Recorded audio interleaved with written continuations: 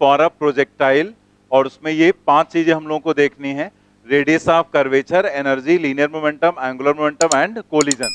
तो ये एक्चुअल में ये 5 अलग अलग तरह के क्वेश्चंस ही हैं, और इनको हम लोग जनरल फॉर्म में यहाँ पर देखने जा रहे हैं कि समझ भी लेंगे कॉन्सेप्ट और उनको कर भी लेंगे। बाकी अभी बहुत डिटेल में किसी भी टॉपिक के नहीं जाना। जैसे रेडियस ऑफ कर्वेचर है, तो हमें जस्ट कि प्रोजेक्टाइल मोशन यानी कि कोई भी पार्टिकल अगर आप प्रोजेक्ट करते हैं तो वो अगर इस तरीके से मूव करते हुए जाता है, तो रेडियस ऑफ कर्वेचर का मतलब क्या है कि कोई भी चीज ऐसे अगर कर्व के फॉर्म में मूव कर रही, तो कहीं पर भी किसी भी पॉइंट पर जो इसका ये कर्व बन रहा है, तो इसका अगर हम पूरा सर्कल कंप्लीट करें तो ये जो सर्कल होगा उसका कहीं सेंटर पड़ेगा और उसकी कुछ रेडियस बनेगी। तो वही रेडियस ऑफ कर्वेचर आपको यहाँ पर पता करना है, किसी भी पॉइंट पर कैसे आप निकालेंगे। वैसे ही एनर्जी, अलग अलग जगह पर काइनेटिक एनर्जी, पोटेंशियल एनर्जी या मैकेनिकल एनर्जी क्या होगी। जैसे आप याद करो कि जो पहला टॉपिक हम लोगों ने मतलब जब स्टार्ट किया था, तो एक जगह पर आया था पॉइंट कि जो मैकेनिकल एनर्जी रहती है पूरे यहाँ पर मोशन में, वो क्या रहती है, constant. Horizontal component of velocity and mechanical energy remains constant. तो वो भी पॉइंट यहाँ से समझ में आ जाएगा। तो जस्ट बस उतना ही समझना है प्रोजेक्टाइल मोशन के लिए, बाकी एनर्जी तो वर्क एनर्जी पावर में हम लोग इसका पूरा कॉन्सेप्ट समझेंगे। ऐसे ये पूरा एक टॉपिक ही रहेगा लीनियर मोमेंटम, वो हम लोग आगे पढ़ेंगे। अभी जस्ट हमें इसके लिए बस linear momentum, angular momentum, collision भी पूरा का पूरा चैप्टर ही है। एंगुलर मोमेंटम हम लोग आगे पढ़ते हैं रोटेशन में। तो यहाँ पर सिर्फ हम इस प्रोजेक्टाइल मोशन के लिए इन सभी चीजों को यहाँ पर समझने जा रहे हैं। बाकी और ज्यादा चीजें जो भी इससे रिलेटेड हैं वो हम लोग आगे देखेंगे, ठीक है। तो हम लोग सबसे पहले आ जाते हैं रेडियस ऑफ कर्वेचर पर। रेडियस ऑफ कर्वेचर का कॉन्सेप्ट समझने के लिए आपको यहाँ पर एक पॉइंट समझना रहेगा। जैसे मान लेते हैं रैंडमली आपने कोई भी ऐसे कर्व ड्रॉ कर दिया, तो ऐसे यहाँ पर ये जो कर्व बना है ऐसे रैंडमली ड्रॉ कर दिया गया। तो हमने आपको जैसे एक बार बताया भी था कि कहीं पर भी ऐसे कैसा भी आप कर्व ड्रॉ कर लो, अगर उसका एक छोटा सा पार्ट देखेंगे तो वो एक सर्कल का पार्ट आपको नजर आएगा। तो अगर हम यहाँ पर इतना पार्ट लें, इतना पार्ट, जैसे ये जो कर्व यहाँ पर दिखाया गया है इस तरह से, उसका अगर एक छोटा सा पार्ट हम ले ये वाला, तो अगर हम इसको लेकर एक सर्कल कंप्लीट करें तो ये इस तरीके का एक सर्कल बन जाएगा। तो हम क्या कह सकते हैं कि ये छोटा सा पार्ट इस सर्कल का ही एक पार्ट है, और अगर ये सर्कल का पार्ट है तो जो सर्कल का सेंटर पड़ेगा उसको हम बोल देंगे सेंटर ऑफ कर्वेचर। मतलब इस कर्व पाथ का जो सेंटर है वो यहाँ पर है, और इसकी जो ये रेडियस है उसको हम क्या कहेंगे, रेडियस ऑफ कर्वेचर। समझ गए ना कि अगर हम रैंडमली कहीं पर भी आपको कैसा भी ऐसे कुछ भी ऐसे दिखा दिया गया, तो इसमें अगर हम कोई भी छोटा सा पार्ट लें तो ये पूरा तो हम सर्कुलर नहीं कह सकते हैं, जरूरी नहीं कि पूरा सर्कुलर, लेकिन अगर कोई छोटा सा पार्ट लेकर हम एक सर्कल बनाएं तो हम कह सकते हैं ये छोटा सा पार्ट इस सर्कल का ही एक पार्ट है। तो इसका जो सेंटर होगा वो सेंटर ऑफ कर्वेचर, और रेडियस जो होगी वो रेडियस ऑफ कर्वेचर। अब सवाल ये उठता है कि हम ये कर क्यों रहे हैं, क्योंकि हमें ये पता है, आपको पीछे हम पढ़ा भी चुके हैं, हालांकि ये टॉपिक जो सर्कुलर मोशन है वो हम लोग आगे पढ़ेंगे, बट एक जगह पर क्वेश्चन में भी आया था, कॉन्सेप्ट में भी आया था। तो वहां पर हमने आपको क्या बताया था कि अगर कोई भी पार्टिकल यूनिफॉर्म सर्कुलर मोशन करता है, तो यूनिफॉर्म करे या ना करे, नॉन यूनिफॉर्म भी हो सकता है सर्कुलर मोशन। तो अगर कोई पार्टिकल सर्कुलर मोशन करता है तो उसमें दो चीजें रहती हैं, जो उसकी वेलोसिटी होती है वो टेंजेंशियल होती है, और एक एक्सेलरेशन 100% होगा जिसको हम लोग टुवर्ड्स सेंटर देखेंगे और उसे हम कहेंगे सेंटीपिटल एक्सेलरेशन। मतलब पार्टिकल चाहे यूनिफॉर्म सर्कुलर मोशन करे चाहे नॉन यूनिफॉर्म, ये दो चीजें रहेंगी, हमेशा रहेंगी। अगर वो नॉन यूनिफॉर्म सर्कुलर मोशन है तो एक टेंजेंशियल एक्सेलरेशन भी आ जाता है, तब एक उसका नेट एक्सेलरेशन जनरेट हो जाता है। बट अगर सर्कुलर मोशन है, वो चाहे यूनिफॉर्म हो नॉन यूनिफॉर्म, ये दो चीजें तो उसमें जरूर ही होंगी।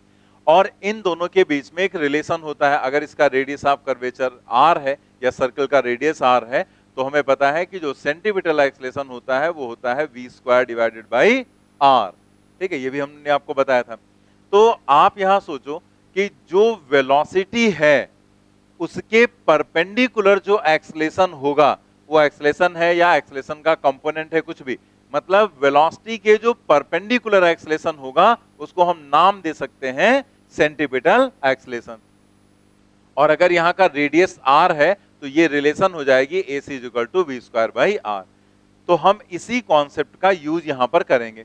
अब आप देखो यहाँ पर कि अगर यहाँ पर टेंजेंशियल वेलोसिटी है v, टुवर्ड सेंटर एक्सेलरेशन इसका AC है, रेडियस अगर RC के बराबर है, रेडियस ऑफ कर्वेचर, तो हमारे पास रिलेशन क्या होगा, AC is equal to V square upon RC। या फिर यहां से RC निकाल लेंगे, RC हो जाएगा V स्क्वायर अपान AC।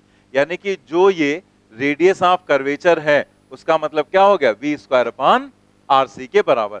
मतलब कहीं पर भी अगर आपको रेडियस निकालना है तो आप क्या करेंगे, वहां पर देखो वेलोसिटी क्या है, उसके परपेंडिकुलर एक्सेलरेशन क्या है, दोनों यहां पर रख देंगे और आपको क्या मिल जाएगा, रेडियस ऑफ कर्वेचर मिल जाएगा। तो अगर कभी कहीं ऐसा क्वेश्चन आ गया कि मान लिया सर ये जो है प्रोजेक्टाइल मोशन यहां पर आपसे कह दिया गया प्रोजेक्टाइल मोशन है, तो जैसे इसका हाईएस्ट पॉइंट है, उसने पूछ लिया बताओ हाईएस्ट पॉइंट पर रेडियस ऑफ कर्वेचर क्या होगा। अब आपको अगर कॉन्सेप्ट पता है तो आप निकाल लेंगे तुरंत। हाईएस्ट पॉइंट वाला क्वेश्चन और भी ज्यादा इंपॉर्टेंट है क्योंकि उसके लिए आपको फार्मूले की भी रिक्वायरमेंट नहीं होगी। जस्ट हाईएस्ट पॉइंट पर वेलोसिटी क्या होती, टेंजेंशियल होती ना, u cos थीटा, और हाईएस्ट पॉइंट पर अगर देखेंगे तो एक्सेलरेशन बिल्कुल डाउनवर्ड होगा, g होगा। ये दोनों कैसे दिख रहे हैं आपको, परपेंडिकुलर, यानी कि इसी को हम कह सकते हैं सेंटीपिटल एक्सेलरेशन। जो एक्सेलरेशन परपेंडिकुलर होगा उसी को हम सेंटीपिटल बोल देंगे। आपको एक्सेलरेशन पता है g, वेलोसिटी पता है u cos थीटा। अगर इस जगह पर आपसे रेडियस ऑफ कर्वेचर कहा जाए RC, तो आप इसी फॉर्मूले का यूज करेंगे, V square upon AC। V square की जगह रख देंगे u cos थीटा और AC की जगह रख देंगे g। आंसर आ गया। तो एक क्वेश्चन ही तो है ना, तो ऐसा क्वेश्चन आपसे पूछा जा सकता है कि यहाँ पर क्या होगा, या पॉइंट ऑफ प्रोजेक्शन पर, या पॉइंट ऑफ इंपैक्ट पर, या बीच में कहीं पर। तो अगर ऐसी सिचुएशन कहीं पर आपसे पूछी जाएगी तो कैसे उस क्वेश्चन को सॉल्व करेंगे, वही हम लोग यहाँ पर देखने जा रहे हैं। ठीक है, तो ये फिलहाल अभी हटा देते हैं, अभी हम लिखवा भी देंगे आपको। तो आप देखो आगे यहाँ पर क्या किया गया है, radius of curvature at point P। देखो यहाँ पर डायग्राम समझो कि ये P पॉइंट है, P पॉइंट पर एक यहाँ पर लिया गया है जो पार्टिकल है, यहाँ पर इस लोकेशन पर है P पॉइंट पर, और P पॉइंट पर इसकी ये वाली वेलोसिटी हो गई है, ठीक है, this is tangential velocity V। और यहाँ पर एक्सेलरेशन, अगर कोई पार्टिकल प्रोजेक्टाइल मोशन करता है तो उसका एक्सेलरेशन क्या होता है,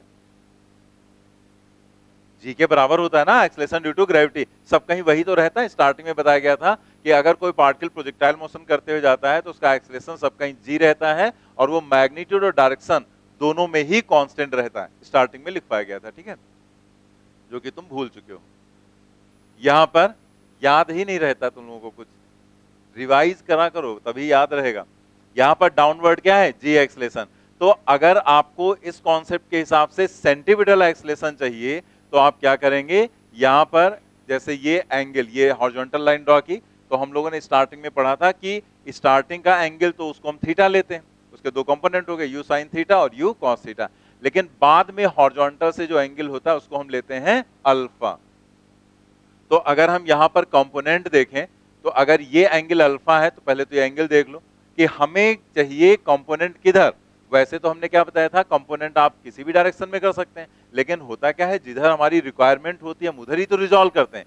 तो अगर यहाँ पर ये g है, ये यहाँ पर लाइन आपने ड्रॉ की हॉरिजॉन्टल, ये एंगल है अल्फा, तो हमको इस वेलोसिटी के परपेंडिकुलर कंपोनेंट चाहिए एक्सेलरेशन का, क्योंकि जो वेलोसिटी के परपेंडिकुलर कंपोनेंट होगा वही क्या होगा, सेंटीपिटल एक्सेलरेशन। तो आप यहाँ पर एक लाइन ड्रॉ करो पहले ऐसे, ठीक है, तो हमने ये लाइन ड्रॉ कर ली यहाँ पर, और दूसरी एक परपेंडिकुलर लाइन ड्रॉ कर ली तो दूसरी इधर की तरफ हो जाए, क्योंकि इसके कंपोनेंट करने ना, तो ये रिजल्टेंट बनेगा। जिसके कंपोनेंट करते हैं तो उसके कंपोनेंट एक इधर होता है तो दूसरा उसके अपोजिट होता है। ये यहां पर हो गया। अब आप यहां पर देखो कि ये जो एंगल है ये अल्फा है, तो चूंकि ये लाइन ग्रीन वाली और ये रेड वाली ये दोनों 90 डिग्री पर होंगे, तो फिर ये बीच का जो एंगल बनेगा ये 90 माइनस अल्फा बनेगा। और आप इधर से अगर चेक करो तो ये भी तो एंगल 90 है, क्योंकि ये हॉरिजॉन्टल है ये वर्टिकल है। तो इसको 90 माइनस अल्फा आप तभी कह सकते हैं जब ये वाला एंगल क्या होगा, अल्फा। मतलब पूरे 90 में से 90 माइनस अल्फा घटाएंगे तो अल्फा बचेगा, लेकिन हम उल्टा चेक कर लें कि ये 90 अल्फा है तभी तो इसको 90 माइनस अल्फा कहेंगे, यानी कि ये एंगल बन गया अल्फा। ये हमें क्लियर हो गया। अब ये एंगल अगर अल्फा है तो जी का alpha side component cos component G cos alpha, और इधर का जी साइन अल्फा हो गया, ठीक है। तो जी कॉस अल्फा जो है जी साइन अल्फा से हमें कोई मतलब नहीं, वेलोसिटी के परपेंडिकुलर देखो क्या आ रहा है, जी कॉस अल्फा, तो इसको हम क्या कहेंगे, सेंटीपिटल एक्सलेशन। बाकी जो जी साइन अल्फा है वो अपोजिट लग रहा है वेलोसिटी के, तो ये रिटार्डेशन का काम करेगा और इसकी वजह से इसकी स्पीड धीरे धीरे कम होती जाएगी, तो नीचे से ऊपर जाते समय स्पीड कम होती भी है, और ये वाला सेंटीपिटल एक्सलेशन हो गया। अब आप सोचो, आपको इस पी पॉइंट पर वेलोसिटी पता है और सेंटीपिटल एक्सलेशन पता है, तो आपको निकालना है यहां पर रेडियस ऑफ कर्वेचर। तो रेडियस ऑफ कर्वेचर का मतलब वी स्क्वायर अपान ए सी, ये वाला जो फॉर्मूला भी हम लोगों ने देखा ना, R C equal to we square upon A C, बस वही फॉर्मूला यहाँ पर हमें यूज कर लेना है। ठीक है, तो हम लोग यहाँ पर लिखा ही है radius of curvature at point P, तो यहीं पर आप लिख लेंगे उसी के नीचे R C is equal to we square divided by A C. It implies that R C is equal to we square and divided by A C की जगह पर लिख लेंगे जी कॉस अल्फा।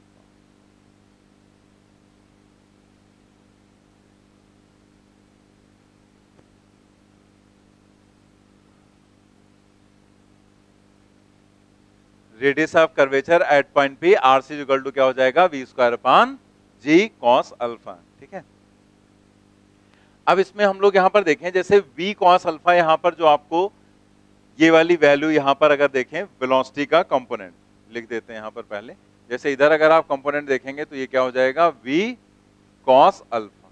ठीक है, अब एक्चुअल में क्या है कि आपको नॉर्मली क्वेश्चन में वी तो नहीं दिया जाता है ना, वी नहीं देते हैं हम लोगों को, नॉर्मली आपको यू और थीटा प्रोवाइड किया जाता है, तो हमें यहां पर वी चाहिए, तो वी का एक तो फार्मूला हमारे पास है, कौन सा फार्मूला, वी का अगर रिजल्टेंट वेलोसिटी आपको निकालना है आफ्टर टाइम टी, तो वी इज इक्वल टू क्या होता है, root u square plus g t to the whole square minus 2u g t sine theta.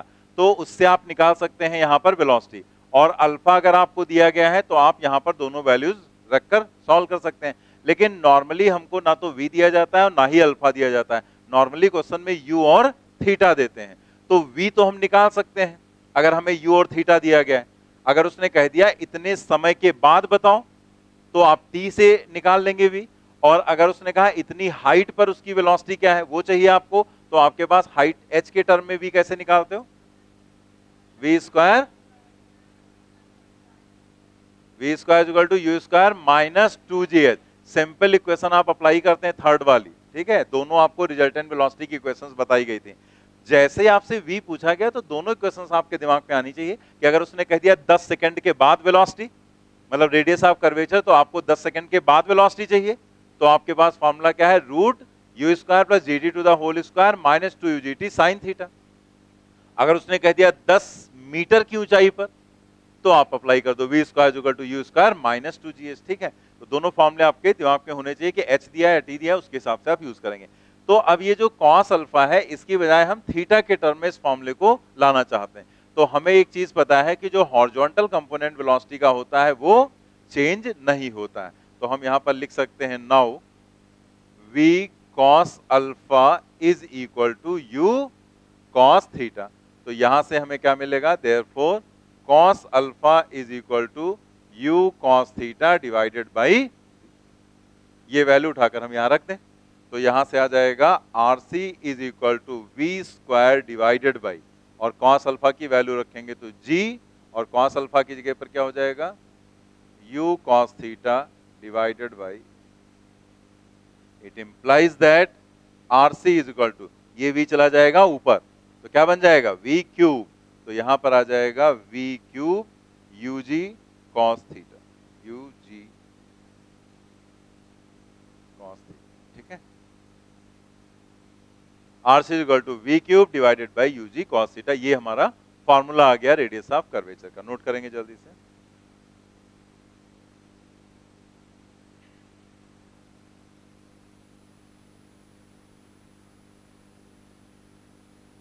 Note कर लिया।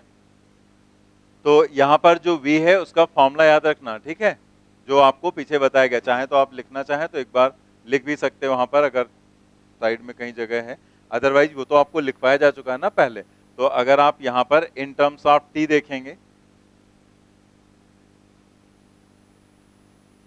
इन टर्म्स ऑफ t, तो v का फॉर्मूला आप क्या यूज करते हैं, root u square plus g t to the whole square minus 2u gt sine theta.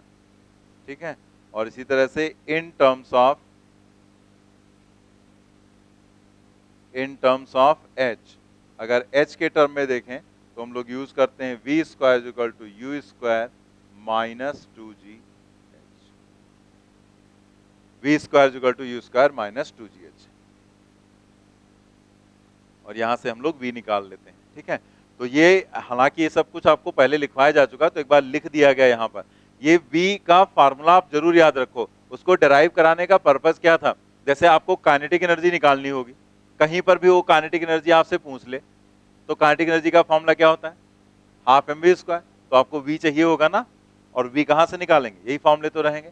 अगर आपको वहां पर सपोज कर लिया मोमेंटम चाहिए, तो मोमेंटम के लिए भी mass into velocity, again v चाहिए ना, कहां से निकालेंगे, यहां से निकाल, तो v का फॉर्मूला इसीलिए रिजल्टेंट वेलोसिटी का फॉर्मूला आपको निकलवा दिया गया था। ठीक है,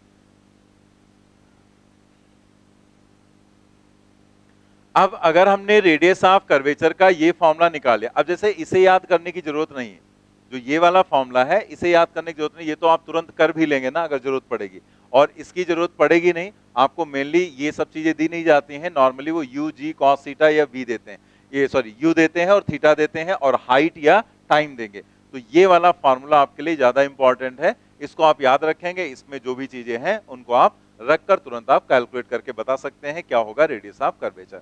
जैसे फॉर एग्जाम्पल आप देखो यहाँ पर आगे एग्जाम्पल के तौर पे हमने लिख रखा है, at the point of projection as well as at the point where the particle strikes the ground, मतलब पॉइंट ऑफ प्रोजेक्शन जहां से उसको प्रोजेक्ट किया गया, यानी कि ये वाला पॉइंट, ये पॉइंट ऑफ प्रोजेक्शन हो गया, और जहां पर ये स्ट्राइक करता है आकर ग्राउंड को, पॉइंट ऑफ इंपैक्ट हो गया।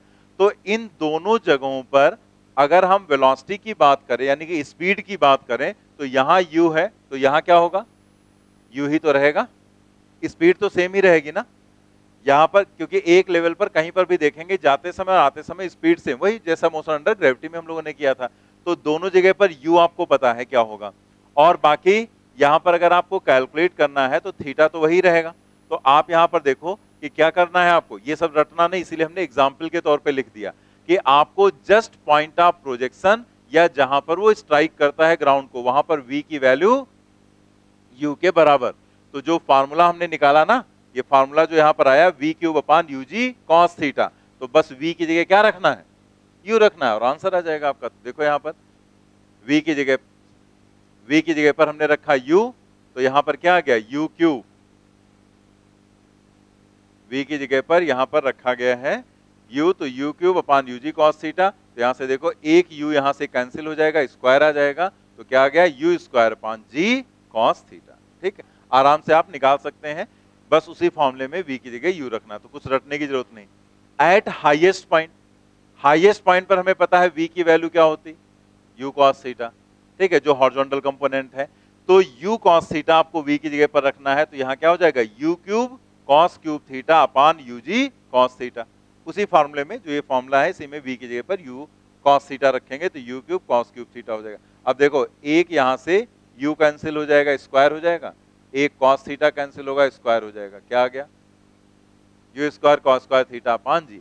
तो अगर देखा जाए तो ये वाला ज्यादा इंपॉर्टेंट है, ठीक है, क्यों ये ज्यादा इंपॉर्टेंट है, वैसे तो कुछ भी पूछा सकता है, लेकिन ये आजकल जैसा पेपर बनाया जा रहा है उसके हिसाब से ये ज्यादा इंपॉर्टेंट है, क्योंकि अगर ये आपसे पूछा गया तो इसके लिए आपको अगर फार्मूला नहीं भी पता है तो भी आप इसको निकाल सकते हैं। अभी हमने बताया था ना पीछे कि अगर हाईएस्ट पॉइंट पर पूछा गया तो आप कैसे करेंगे, यहाँ पर हाईएस्ट पॉइंट के लिए अगर आप देखें तो इस लोकेशन पर वेलोसिटी यहाँ पर होगी u cos थीटा और एक्सलेशन डाउनवर्ड होगा g, और उसी को हम क्या कह देंगे, ac। तो जब रेडियस ऑफ कर्वेचर आप यहाँ निकालेंगे rc, तो वो rc क्या हो जाएगा, v square divided by ac, और v स्क्वायर का मतलब u cos theta to the whole square और डिवाइडेड बाई g, तो वैल्यू क्या आ गई, u square cos square theta.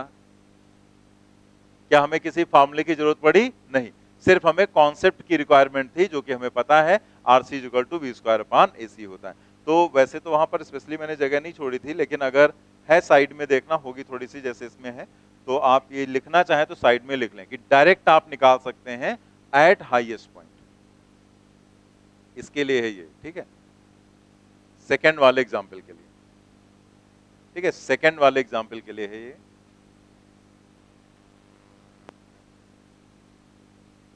Note कर लिया? तो बस रेडियस ऑफ कर्वेचर में हमें यही पॉइंट यहां पर समझना था। अब हम लोग देखते हैं यहां पर नेक्स्ट पॉइंट क्या है, एनर्जी। आगे हम लोग देखते हैं एनर्जी के लिए। तो अब एनर्जी की अगर हम लोग बात करें तो यहां पर भी हमें कोई नई बात तो इसमें समझनी नहीं, बस एक बार थोड़ा सा देख लेना है उन्हीं चीजों को जो यहां पर आपको लिखकर दी गई हैं।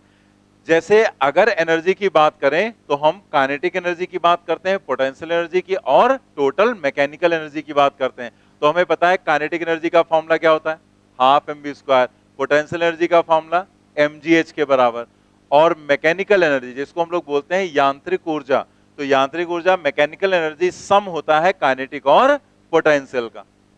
तो अब किसी भी पॉइंट पर अगर आपको काइनेटिक एनर्जी निकालनी है तो आपको क्या चाहिए, V चाहिए ना, और किसी भी पॉइंट पर अगर आपको पोटेंशियल एनर्जी निकालनी है तो आपको क्या चाहिए, H। तो H का मतलब Y ही ना, ठीक है, जो वर्टिकल हाइट उसको हमने Y से रिप्रेजेंट किया था उसी को हम H बोल देंगे यहां पर। तो आपको V चाहिए और H चाहिए, और ये दोनों चीजें आपसे पूछी जा सकती हैं। जैसे उसने कह दिया जब पार्टिकल को हमने इतनी वेलोसिटी से इतने एंगल पर प्रोजेक्ट किया तो आप बताइए 10 सेकंड के बाद उसकी काइनेटिक एनर्जी और पोटेंशियल एनर्जी क्या होगी। तो इसका मतलब 10 सेकंड के बाद आपको क्या निकालना है, V। 10 सेकंड के बाद आपको V निकालना है, और 10 सेकंड में उसकी हाइट क्या होगी, यानी कि Y, वही Y क्या हो जाएगा, H हो जाएगा। यही तो निकालना है। V और Y ये कहां से आपको मिलेंगे, रिजल्टेंट वेलोसिटी है ना ये। अभी पीछे हम लोगों ने फार्मूले देखे तो वेलोसिटी के दोनों फार्मूले पता है हमें।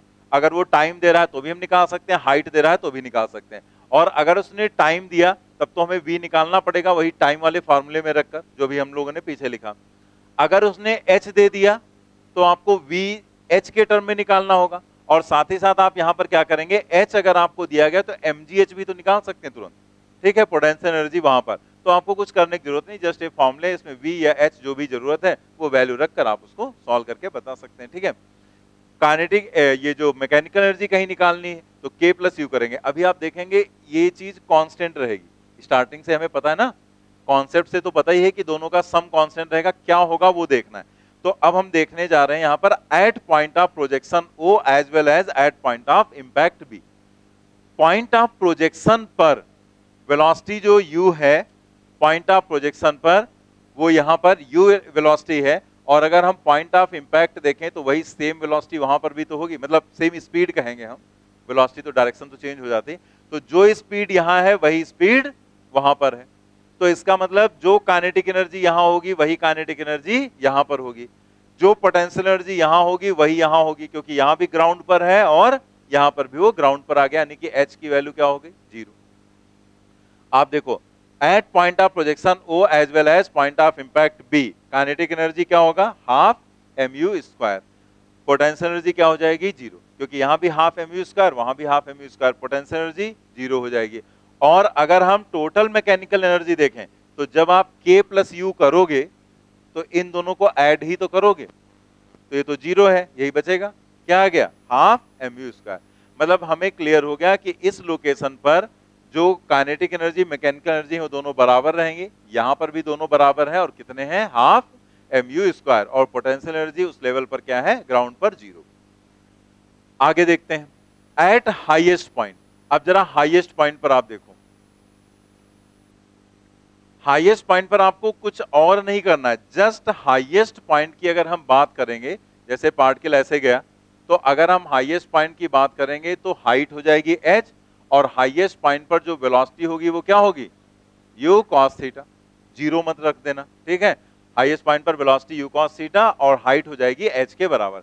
तो अगर आपको काइनेटिक एनर्जी लिखना है तो आप हाफ mv² लिखेंगे, देखो v की जगह क्या रखा गया, u cos थीटा, तो अगर u cos थीटा रखेंगे स्क्वायर करेंगे तो u² cos² थीटा, तो वही आ गया हाफ mu² cos² थीटा। कुछ रटने की जरूरत नहीं है, ये तो जरूरत पड़ेगी तुरंत आप निकाल सकते हैं ना हाईएस्ट पॉइंट पर, ये कोई बैठ के रटना थोड़े हमें। ऐसे ही पोटेंशियल एनर्जी देखो, U = mgh, H का फॉर्मूला हमें पता है u² sin² theta upon 2g, तो यहां पर क्या आ गया, हाफ mu स्क्वायर, mu इसी को अरेंज करके रख दिया गया, g की वैल्यू कैंसिल कर दो आप, तो half mu square sine square theta. आप देखो यहां पर काइनेटिक एनर्जी क्या है, half mu square cos square theta, और पोटेंशियल एनर्जी क्या है, half mu square sine square theta. नहीं याद है तुरंत आप कैलकुलेट करके निकाल सकते हैं वहां पर काइनेटिक एनर्जी और पोटेंशियल एनर्जी। अगर आप दोनों को ऐड करो मैकेनिकल एनर्जी के लिए, अगेन देखो हाफ mu स्क्वायर दोनों में है कॉमन, अंदर क्या बचेगा, cos square theta plus sign square theta, उसकी वैल्यू 1 हाफ mu स्क्वायर। ठीक है, तो यहां पर इज इक्वल टू क्या आ जाएगा, हाफ mu स्क्वायर। अगेन देखो जो पॉइंट ऑफ प्रोजेक्शन था और पॉइंट ऑफ इंपैक्ट, दोनों जगह पर मैकेनिकल एनर्जी क्या थी, हाफ mu स्क्वायर, पीछे जो हम लोगों ने अभी देखा था हाफ mu स्क्वायर। और अगर हमने हाईएस्ट पॉइंट पर देखा तो अगेन देखा काइनेटिक और पोटेंशियल तो अलग अलग हैं, लेकिन टोटल मैकेनिकल एनर्जी अगर आप देखो तो वो अगेन क्या है, हाफ mu स्क्वायर। मतलब एक बात क्लियर हो गई कि पूरे मोशन के दौरान जो टोटल मैकेनिकल एनर्जी होगी वो कांस्टेंट रहेगी या कंजर्व रहेगी, लेकिन उसके लिए एक शर्त है कि यहां पर किसी भी तरह का कोई नॉन कंजर्वेटिव फोर्स नहीं होना चाहिए। नॉन कंजर्वेटिव का मतलब फ्रिक्शन, एयर रेजिस्टेंस जो यहां पर है वो नहीं होना चाहिए, क्योंकि एयर रेजिस्टेंस होगा तो एनर्जी को वो लॉस करेगा, और वो एनर्जी लॉस हो जाएगी तो फिर वो कंजर्व नहीं रहेगी। तो हम लोगों के सिलेबस का जो पार्ट है उसमें हम एयर रेजिस्टेंस लेते ही नहीं है, तो पूरे में जो मैकेनिकल एनर्जी रहेगी वो कांस्टेंट या कंजर्व रहेगी।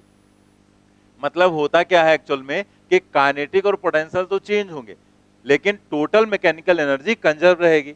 तो मतलब इसका ये हुआ कि पार्टिकल जैसे जैसे नीचे से ऊपर जाएगा तो उसकी हाइट बढ़ेगी, लेकिन स्पीड कम होगी, तो स्पीड कम होने से काइनेटिक एनर्जी कम हो जाएगी, लेकिन हाइट बढ़ने से पोटेंशियल एनर्जी बढ़ जाएगी। यानी कि जो लॉस होता है काइनेटिक एनर्जी में वो कन्वर्ट हो जाता है किसमें, पोटेंशियल में। और जब ये ऊपर से नीचे आएगा तो उसकी स्पीड बढ़ेगी लेकिन हाइट कम हो जाएगी, और इसका मतलब पोटेंशियल एनर्जी लॉस होती जाएगी और काइनेटिक एनर्जी बढ़ती चली जाएगी। तो जो टोटल मैकेनिकल एनर्जी है वो कांस्टेंट रहती है, लेकिन काइनेटिक और पोटेंशियल आपस में कन्वर्ट होते रहते हैं। ठीक है, तो यहां पर ये वाला भी पॉइंट हो गया एट हाईएस्ट पॉइंट। इसी में एक पॉइंट यहां पर लिख लेंगे आप, इसी में यहां पर नीचे थोड़ी सी जगह होगी, उसमें एक नोट हेडिंग पड़ी हुई है ना, वहां eight highest point u divided by k, हम इस रेशियो को निकाल के देखना चाहते हैं। तो u क्या था, अभी पीछे निकाला था हाफ mu स्क्वायर, आप ऊपर देख सकते हैं फॉर्मूला क्या लिखा हुआ, half mu square sine square theta, और काइनेटिक एनर्जी में क्या लिखा हुआ है, half mu square cos square theta. ठीक है, तो यहां से आप देखो हाफ mu स्क्वायर हो जाएगा कैंसिल, और sine upon cos tan theta होता है, तो यहां से एक रिजल्ट आया u divided by k is equal to tan square theta. तो सोचो यहां पर u upon k is equal to tan square theta, मतलब वो आपसे एंगल ऑफ प्रोजेक्शन यहां से पूछ सकता है। लेकिन ये जो फॉर्मूला है ये कहां के लिए है, eight highest point. Highest point के लिए ध्यान रखना, ये नहीं कि कहीं पर भी लगा दिया उठाकर, ऊपर लिख दिया गया साफ साफ एट हाईएस्ट पॉइंट। तो अगर उसने कह दिया कि एक पार्टिकल को हमने प्रोजेक्ट किया है हाईएस्ट पॉइंट पर, उसकी जो पोटेंशियल एनर्जी है वो काइनेटिक एनर्जी की जस्ट डबल है, ऐसे अगर आपसे कह दिया जाए, डबल कह दिया जाए, रूट 3 टाइम्स कह दिया जाए, कुछ भी ऐसे कहा जा सकता है, 3 टाइम्स कह दिया गया, तो अगर आपको यहां पर ये फार्मूला दे दिया जाए, जैसे ऐसे बस लिखने की जरूरत नहीं, ऐसे मैं बता दे रहा हूं, जैसे उसने कह दिया कि जो हाईएस्ट पॉइंट है यहां पर, ठीक है, इस लोकेशन पर, तो इस लोकेशन पर उसने कह दिया जो पोटेंशियल एनर्जी है this is 3 times kinetic energy के, तो आपको बताना है एंगल ऑफ प्रोजेक्शन क्या होगा। ठीक है, तो आप जैसे यहां पर रखेंगे u की जगह पर 3 टाइम्स के, तो एक तरह से यहां पर जो tan स्क्वायर थीटा है वो क्या हो जाएगा, 3k divided by k that is equal to 3। तो जो tan थीटा की वैल्यू है वो क्या हो जाएगी, √3, दैट मीन्स थीटा की वैल्यू बन गया ना क्वेश्चन। तो ऐसे आपको क्वेश्चन दिया जा सकता है हाईएस्ट पॉइंट के लिए, इसीलिए स्पेशली आपको ये लिखा दिए, यहां पर लिखा दिया गया। ठीक है, तो समझ गया ना कैसे इस तरह से क्वेश्चन बनाया जा सकता है। तो ये पॉइंट आप ध्यान रखना, बस ये ध्यान रखना है कि ये फार्मूला सिर्फ हाईएस्ट पॉइंट के लिए आपको लिख पाया गया है। ठीक है, नेक्स्ट यहां पर साइड में लिख दिया गया है नोट में। कुछ लोग तो लिखते भी नहीं, याद भी नहीं रखते। अब जब बताया गया तब लिखना शुरू किया। अच्छा, लिखना भी था इसे, नोट कर लेना आपने। चलिए आगे यहां पर देखते हैं। Thus in a projectile motion mechanical energy, अब वही पॉइंट आ गया यहां पर, मैकेनिकल एनर्जी रिमेन्स कंजर्व। लेकिन आगे क्या लिखा गया, provided air resistance is negligible. ठीक है, मतलब जो एयर रेजिस्टेंस यहां पर है वो नेग्लेजिबल होना चाहिए। नेग्लेजिबल मतलब एयर रेजिस्टेंस बिल्कुल हमें काउंट ही नहीं करना है, ये मान लेना है कि यहां पर एयर रेजिस्टेंस नहीं है, तो उसकी वजह से किसी भी तरह का कोई लॉस नहीं होगा। दूसरा पॉइंट क्या, eight highest point, highest point पर जो पोटेंशियल एनर्जी होती है वो तो होती है मैक्सिमम, क्योंकि अब हाईएस्ट पॉइंट की बात करेंगे तो पार्टिकल सबसे ज्यादा एच पर होगा ना, तो यहां पर पोटेंशियल एनर्जी अगर आप देखेंगे तो वो तो मैक्सिमम होगी, लेकिन जो काइनेटिक एनर्जी होगी फिर वो मिनिमम हो जाएगी। लेकिन ध्यान रखना है, kinetic energy is not equal to zero, minimum but not zero.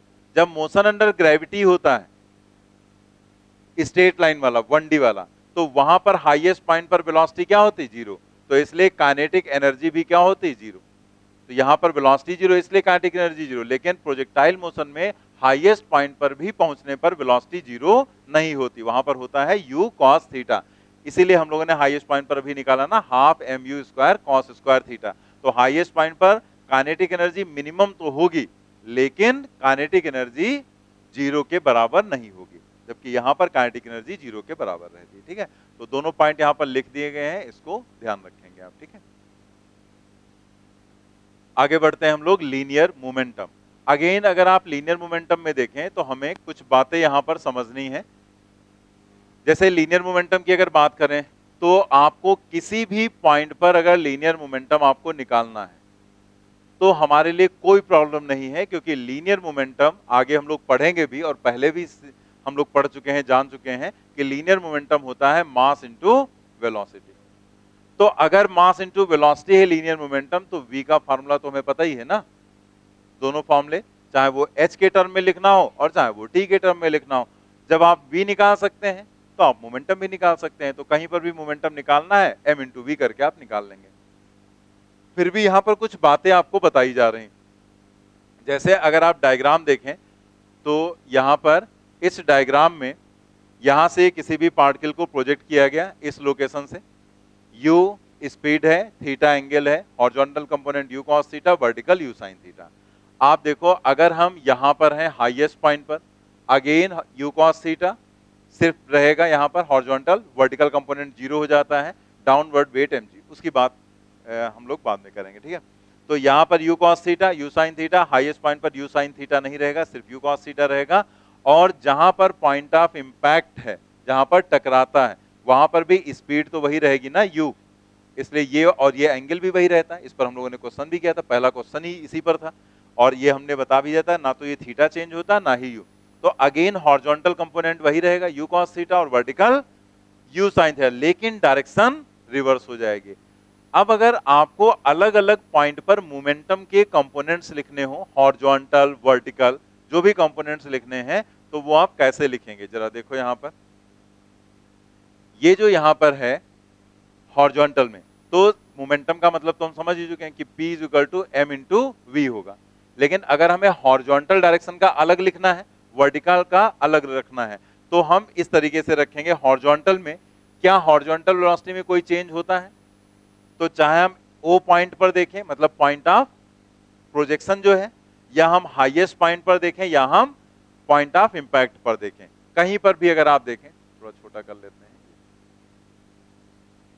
आप कहीं पर भी देखें, अगर आप O पॉइंट पर, A पॉइंट पर या B पॉइंट पर, तो आपको यहां पर सब कहीं एक ही जैसा मोमेंटम दिख रहा है, mu cos theta, mu cos theta, mu, मतलब उसका जो हॉरिजॉन्टल कंपोनेंट है, यानी कि मोमेंटम का x डायरेक्शन का कंपोनेंट आप कहीं भी देखेंगे तो आपको x डायरेक्शन की ही वेलोसिटी रखनी होगी।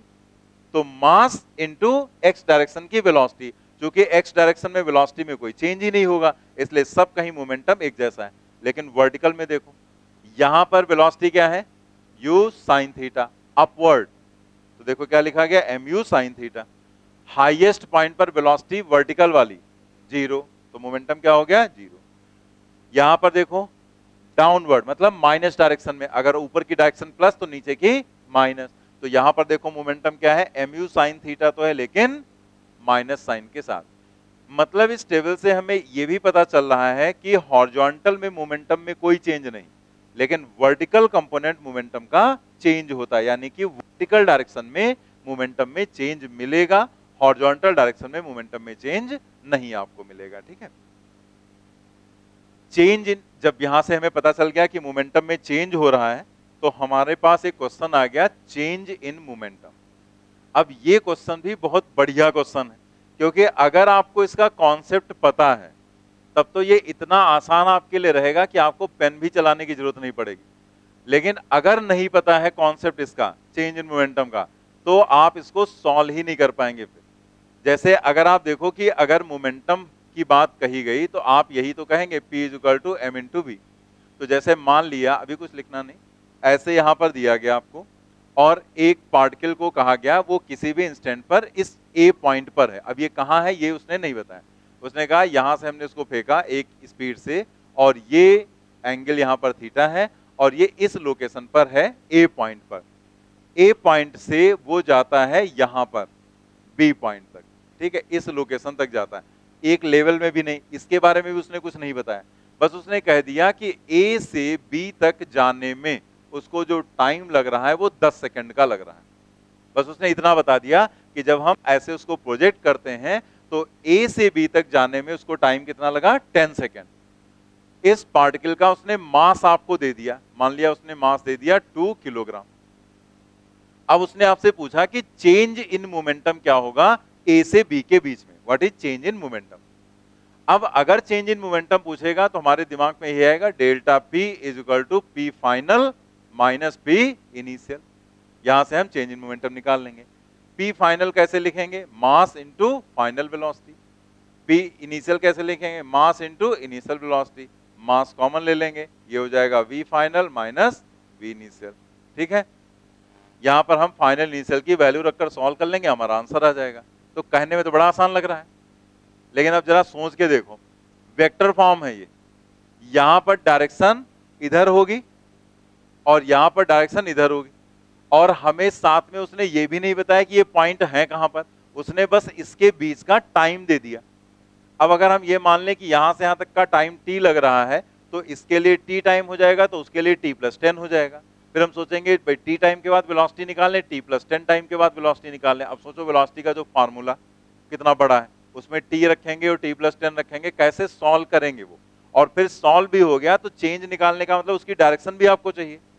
कुल मिला के समझ में एक बात आ गई कि होना नहीं, ठीक है, यही हमें समझाना था कि अगर आपने ऐसे सोचा तो ये क्वेश्चन आपसे नहीं होना है। अब जरा देखते हैं दूसरे तरीके से इसे, कि ऐसे तो हम नहीं निकाल सकते। हम लोग आगे पढ़ेंगे, पहले भी हमने आपको ये पॉइंट एक जगह पर बताया था, जो वेक्टर में क्वेश्चन आया था कि न्यूटन्स लॉ, जो सेकंड लॉ होता है वो होता है force is equal to change in momentum. ठीक है, rate of change of momentum, force is equal to rate of change of momentum, delta P upon delta T। अब अगर हम यहां से निकालें delta P is equal to F into delta T, तो दोनों का डायरेक्शन तो सेम ही रहेगा, फोर्स का डायरेक्शन और चेंज इन मोमेंटम का। तो मैग्नीट्यूड वाइज लिखेंगे तो delta P is equal to F into delta T हो जाएगा। पूरे प्रोजेक्टाइल मोशन में प्रोजेक्टाइल पर जो ये पार्टिकल होता है, इस पर टोटल कितना फोर्स एक्ट कर रहा होता है, mg होता है ना, बस वेट ही तो होता है, और तो कोई फोर्स होता नहीं। आपने एक बार प्रोजेक्ट कर दिया, अब तो वो एयर में है, तो जब हवा में होगा तो सिर्फ डाउनवर्ड वेट ही तो लगेगा, और वो क्या होगा, mg होगा। ठीक है, यानी कि ये जो फोर्स है ये क्या हो गया, mg, और ये टाइम इंटरवल डेल्टा T। अब आप देखो यही क्वेश्चन, मास की वैल्यू क्या दी गई 2, g की वैल्यू ले लिया 10, डेल्टा T हो गया टाइम इंटरवल 10, आंसर कितना आ गया 200। ठीक है, यही तो चेंज इन मोमेंटम होगा। अगर आप फाइनल और इनिशियल करके सोच रहे थे तो लग रहा था क्वेश्चन ही नहीं हो पाएगा, लेकिन अगर आपने उसी चीज को इस कॉन्सेप्ट से निकाला तो वही चीज कितनी आसानी से आ गई कि चेंज इन मोमेंटम क्या हो जाएगा, mg इंटू डेल्टा T के बराबर। अब आप सोचो कि अगर आपको ये फॉर्मूला याद है और यही क्वेश्चन पूछा जाता तो क्या तुम्हें पेन चलाने की जरूरत थी यहाँ पर। m2 g की वैल्यू 10 और डेल्टा t 10, 2 इंटू 10 इंटू 10 मतलब कितना हो गया 200। ठीक है, तो वही आंसर आ गया। तो इसीलिए हमने कहा था कि ये एक बढ़िया क्वेश्चन है चेंज इन मोमेंटम के लिए। ठीक है, अब हम लोग ये सारी चीजें सही तरीके से लिख लेते हैं। तो यहाँ पर हेडिंग पड़ी हुई है चेंज इन मोमेंटम, उसी के आगे आप लिखेंगे यहाँ पर by Newton second law F is equal to delta P divided by delta T, या फिर यहां से लिख सकते हैं delta P is equal to F into delta T। अब आप F की जगह पर ये जो डायग्राम है यहाँ पर आप देखो सब कहीं वेट बना दिया गया है डाउनवर्ड mg, तो यहां जहां F है उसकी जगह पर हम क्या रखेंगे mg। अब डायरेक्शन क्या हो जाएगी डाउनवर्ड, तो डायरेक्शन के लिए देखो रट नहीं सकते हो, डायरेक्शन में आपको वो कुछ ना कुछ लिख कर देगा और नहीं देगा तो सिर्फ तुम्हें मैग्नीट्यूड यूज करना है। जैसे यहाँ पर हमें डायग्राम से पता चल रहा है कि ये x एक्सिस है और ये y एक्सिस है, तो अगर y एक्सिस है तो ये होगा j कैप, तो downward direction minus j cap हो जाएगा, यानी कि हम यहाँ पर जो फोर्स है mg वो रखेंगे उसका मैग्नीट्यूड mg और डायरेक्शन क्या हो जाएगी माइनस j कैप और इनटू डेल्टा t। ठीक है, दैट मीन्स जो डेल्टा P है उसकी वैल्यू हो जाएगी माइनस, या ऐसे लिख देते हैं mg delta t, mg delta t। ठीक है, ये तो हो गया मैग्नीट्यूड और डायरेक्शन क्या हो जाएगी माइनस j कैप। तो डायरेक्शन हमने अलग इसलिए कर दिया कि जरूरी थोड़े है कि ये y एक्सिस ही दिया जाए, मान लिया उसने उसको z कह दिया तो z कह देगा तो आप यहां पर माइनस j लिख दोगे क्या, तब क्या लिखोगे माइनस k लिखो। अगर उसने वर्टिकल डायरेक्शन को z लिख दिया, ये z एक्सिस है तो डाउनवर्ड माइनस z हो जाएगा, तो जहां माइनस j लिखा वहां क्या हो जाएगा माइनस k। मतलब डायरेक्शन के लिए आप पहले से नहीं रट सकते हैं कि क्या होगा, वो तो आपने इसे x माना इसे y, तो इसलिए हमने लिख दिया माइनस j। तो वो तो एट द टाइम आपको सोचना रहेगा जो भी क्वेश्चन में डायग्राम दिया होगा उसके हिसाब से, अगर वो डायरेक्शन पूछना चाह रहा है तो, और अगर उसको डायरेक्शन से कोई मतलब भी नहीं तो आपको सिर्फ मैग्नीट्यूड निकालना है, तो मैग्नीट्यूड में कोई प्रॉब्लम नहीं, वो तो mg इंटू डेल्टा टी ही रहेगा। तो यहां पर हम लोग लिख लेंगे मैग्नीट्यूड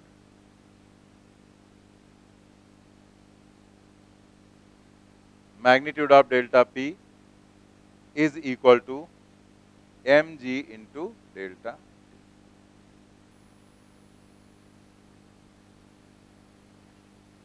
यहां पर देखो वही पॉइंट लिख भी दिया गया है, if there is that is there is no change in momentum in horizontal direction but change in momentum in vertical direction is present and is always in the direction of g। मतलब जो भी है horizontal में कोई change नहीं, हमने पीछे से आपको समझा भी दिया था टेबल से, और वर्टिकल में यहाँ पर चेंज रहेगा मोमेंटम में और उस चेंज की डायरेक्शन हमेशा रहेगी जी की डायरेक्शन में। जैसे आप यहाँ से देख सकते हैं कि जो भी चेंज इन मोमेंटम है वो माइनस जे में आ रहा है ना, और माइनस जे का मतलब जिधर जी लग रहा है डाउनवर्ड होगा ना जी, और माइनस जे भी डाउनवर्ड है, यानी कि हमेशा जी की डायरेक्शन में चेंज इन मोमेंटम होगा। तो अभी बहुत ज्यादा हमें इस पे डिस्कस भी नहीं करना है, ये सब चीजें बहुत यूजुअल हैं, आगे हम लोग जब पढ़ेंगे लीनियर मोमेंटम तो वहां सारी चीजें फिर से आएंगी डिटेल में। यहाँ तो अभी हम सिर्फ आपको प्रोजेक्टाइल मोशन के लिए ये क्वेश्चन बता रहे थे। ठीक है, तो बाकी क्लियर तो है ही है यहाँ पर कि जो माइनस जे है वो जी की डायरेक्शन है, इसलिए लिखा गया दैट इज ये जो है and is always in the direction of G. इसी तरह से आपसे यहां पर पूछा जा सकता है change in velocity. Again change in velocity actual में होता क्या है कि जब भी हमसे चेंज पूछता है तो हमारे दिमाग में सिर्फ एक ही चीज आती है, फाइनल माइनस इनिशियल। अगेन अगर आप यहां पर चेंज इन वेलोसिटी के लिए यही सोचने लगे कि फाइनल वेलोसिटी निकाल लेंगे इनिशियल निकाल लेंगे सब्ट्रैक्ट कर देंगे आंसर आ जाएगा, नहीं कर पाएंगे फिर, क्योंकि फिर वही प्रॉब्लम आएगी ना आपके सामने कि फाइनल वेलोसिटी अलग डायरेक्शन में इनिशियल अलग, तो उनके मैग्नीट्यूड्स निकालो उनके डायरेक्शंस निकालो, वो सब पॉसिबल है नहीं। तो आप यहां पर भी इसको कैसे सोचेंगे, जो एक्सेलरेशन होता है, ठीक है, जैसे हम यहां पर पहले लिखते हैं जो एक्सेलरेशन होता है ए, वो क्या होता है rate of change of velocity, यानी कि delta we divided by delta T.